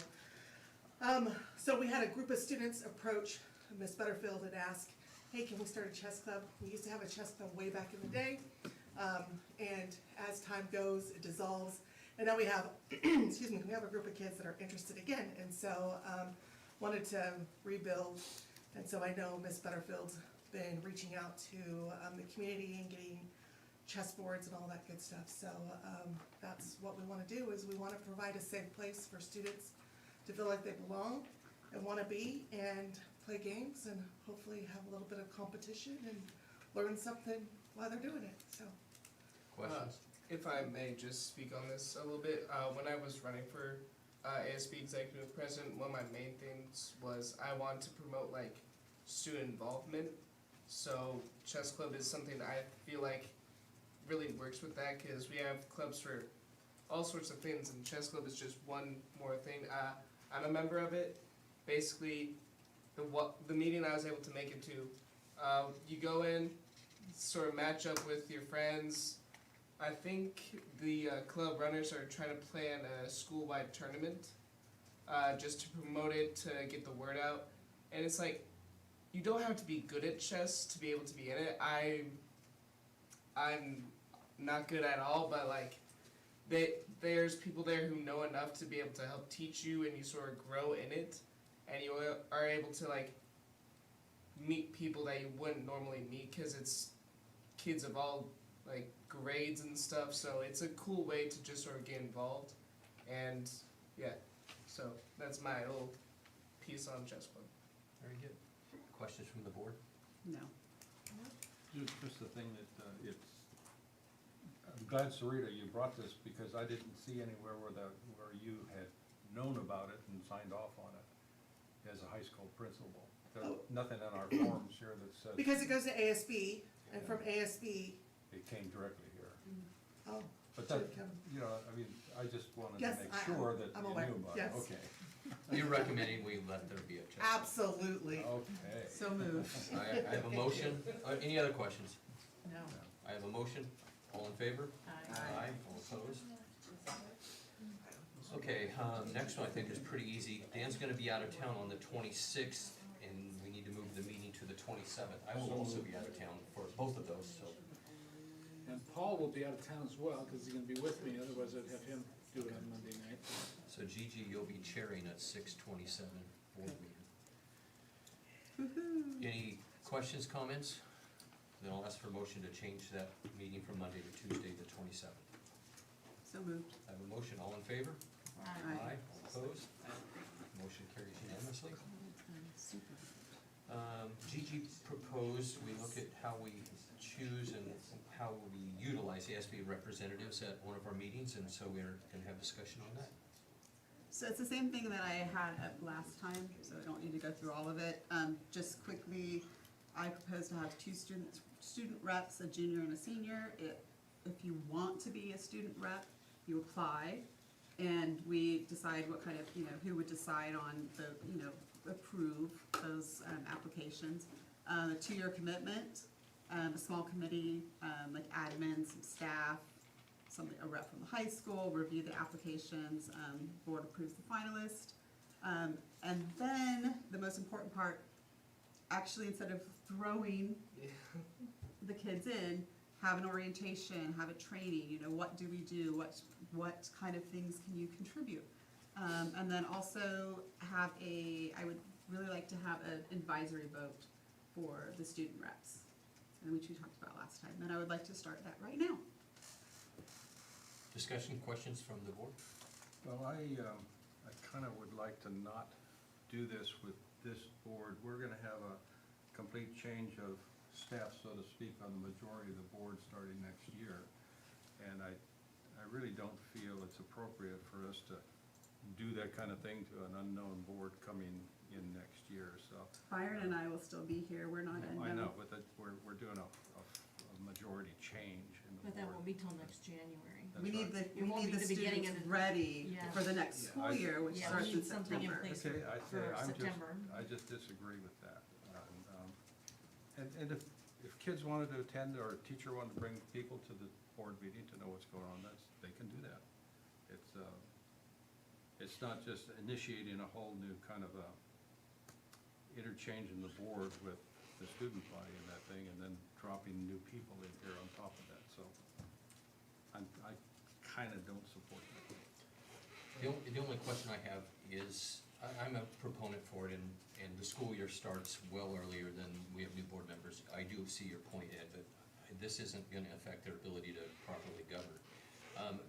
The point where we allow student reps and advisory vote before board members vote, I think those items that directly impact the high school, I would be supportive of.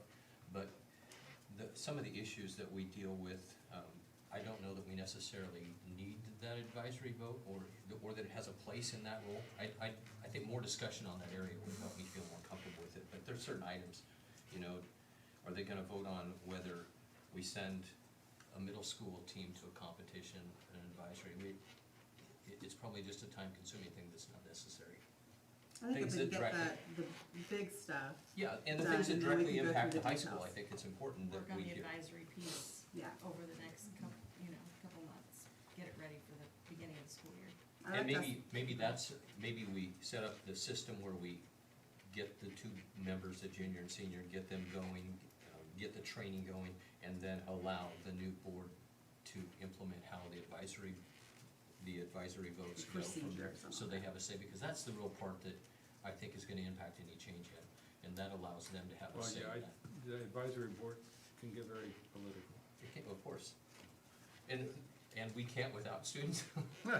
We don't need their help, they'll probably guide us back in the right direction. So, just interestingly, we had as superintendent's group in Snohomish County, we talked about this issue several months ago, because prior to COVID, there was a process of getting student reps involved, both on school boards and on city councils, and that's something that really dissipated with COVID.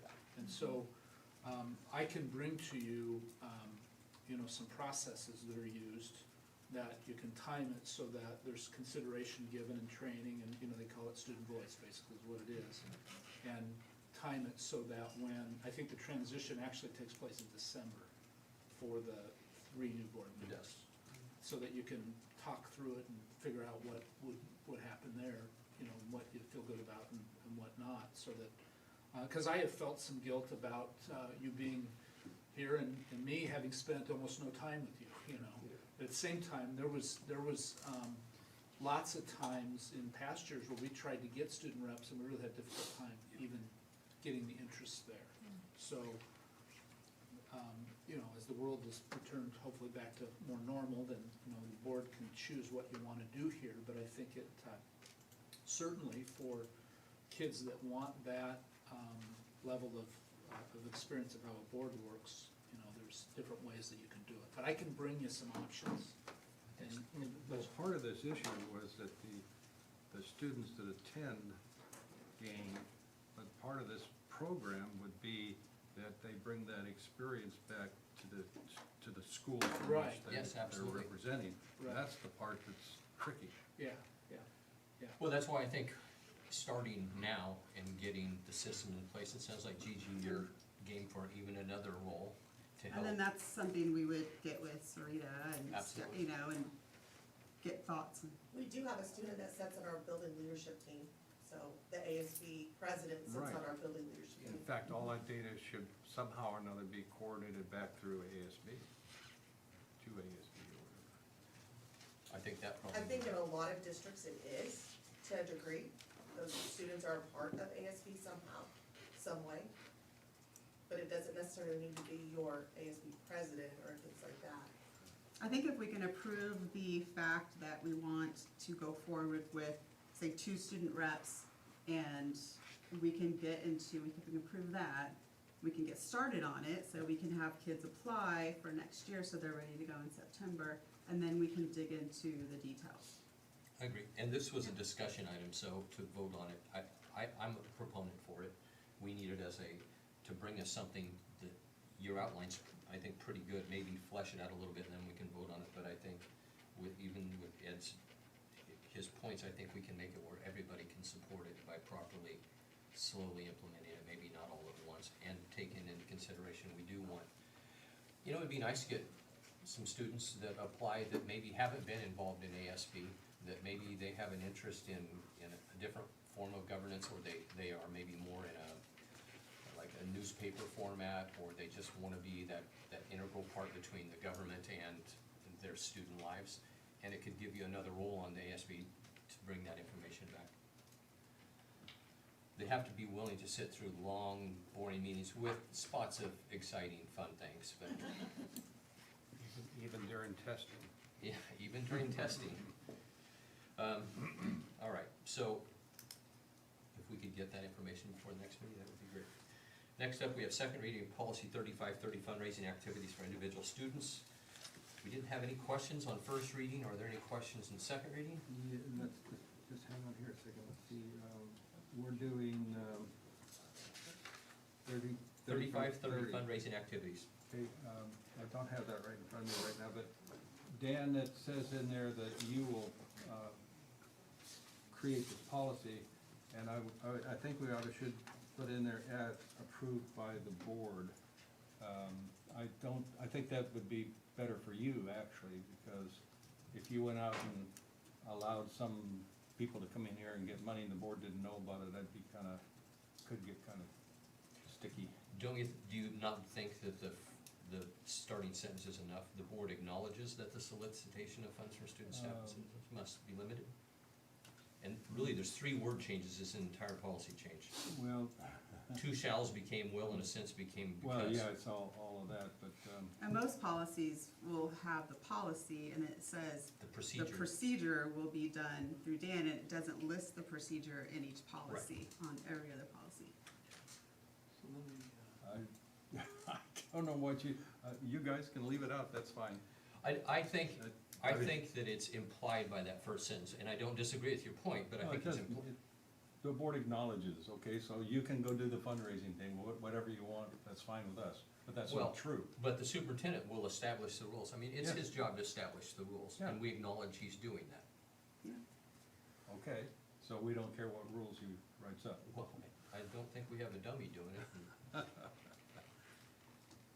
That's all I right. think we have the common interest of wanting to set things in motion that work. Right. And along the way, there's massaging that takes place if there's disagreement or opinions that go, and so I was just trying to pull up the policy, or Well, excuse me. in procedure. all the other policies, we have that phrase as approved by the board, Yeah, and this doesn't have it.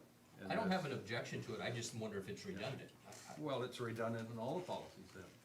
I don't think it is in all policies, though. I have no question. Any other questions about the policy we have before us? No. No? Then I'll ask for a motion, and I misspoke, there are 4 changes.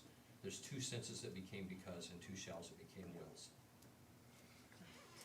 I'll ask for a motion for the policy we have before us second reading. So moved. All right, I have a motion, all in favor? Aye. All opposed? I better abstain. You can oppose it, it's, No, no, I don't oppose, I'm just, questioning. all right. Second reading policy 4215, use of tobacco, nicotine products, and delivery devices. We had very little questions on this one last time. Are there questions for the second reading? No. Okay. I have no question, I'll ask for a motion to approve our second reading policy 4215, use of tobacco, nicotine products, and delivery devices. I have a motion, all in favor? Aye. Aye. All opposed? Motion carries unanimously. Now we have first reading, 4210, regulation of dangerous weapons.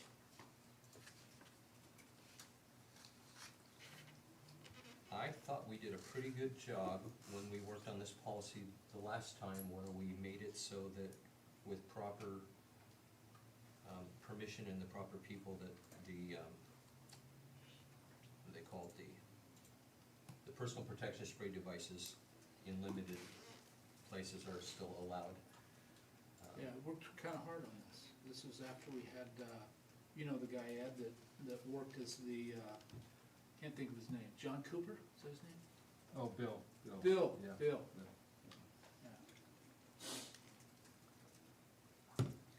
There's no good way to write this stuff up. No, that's why I thought this was okay, it was acceptable, and I didn't have any. Lesser of evils.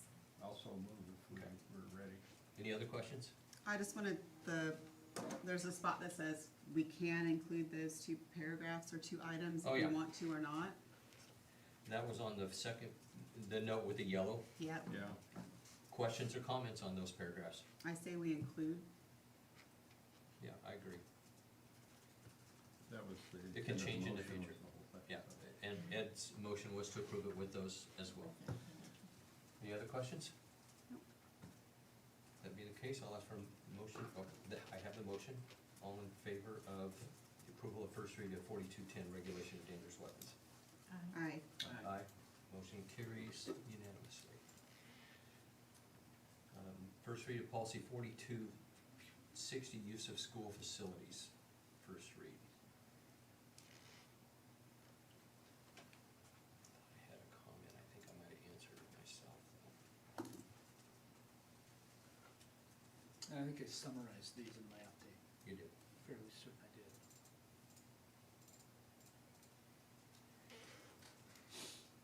So really, with the exception of a couple words changing, the main deal is making sure that military, the Yeah. armed forces have Equal time equal with the access. secondary, Yeah. post-secondary. Questions? Then I'll ask for a motion to approve first reading of policy 4260, use of school facilities. So moved. I have a motion, all in favor? Aye. Opposed? Motion carries unanimously.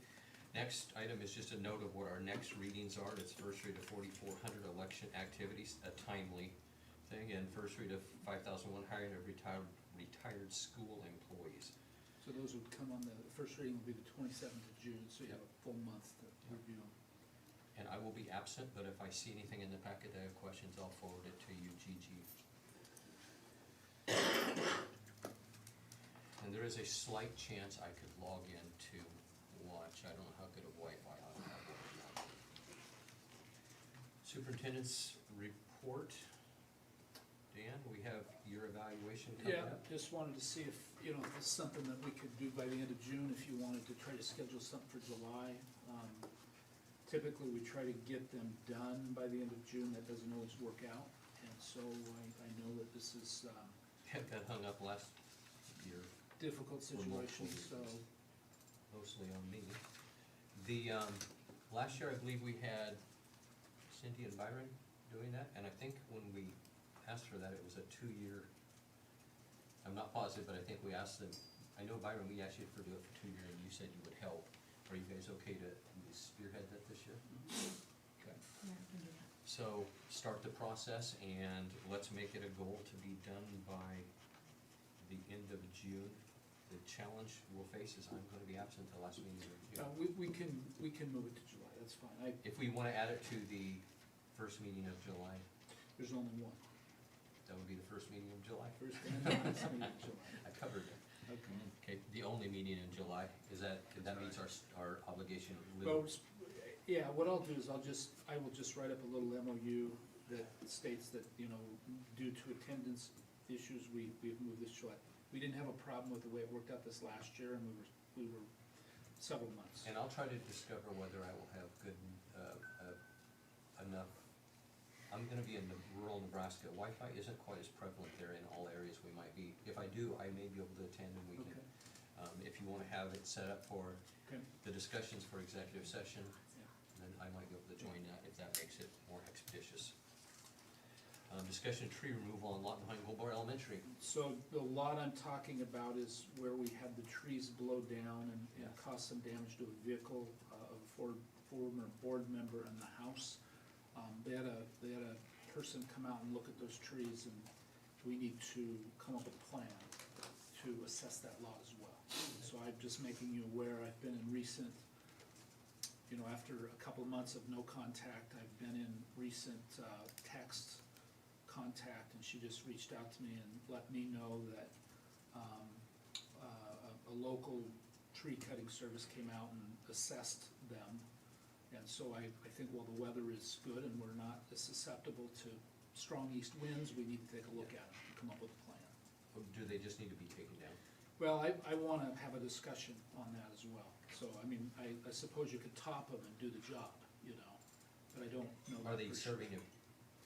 There is some disease, I think, in what I was told in the text, and there is, and some of the, because it got so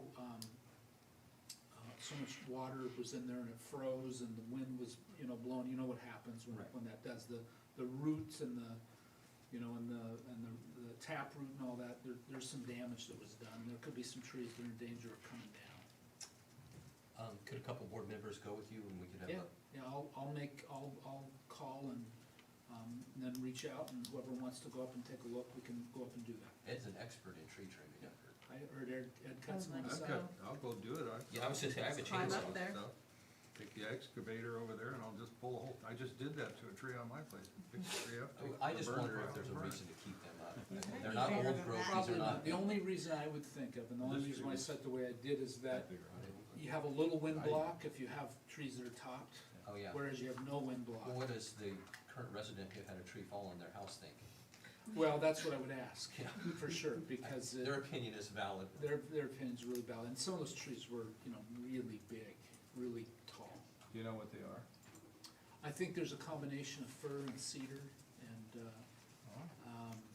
Cedar usually doesn't get blown over, does it? I'm not sure that it was cedar that came down, but cedar came up in our discussion, so, but I haven't personally examined the species, but there's some, And there's a reason you wanna keep them. no, not me, Oh. no. That's what I was wondering, it's like, why don't we just chop, I mean, this sounds terrible, anybody listening that is a fan of keeping all the trees, I'm not against trees, No, but these are dangerous. There's not mine, I Yes. thought that they may just want to limit the damage of having them possibly blow over. Yep. The cost to cut them all the way down maybe is more expensive than to just have them topped.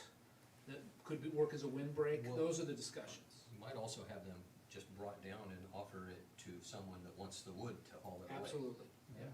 I don't have any personal, reason to keep them there at Let's all. not make that decision yet. No, exactly, but it's an idea.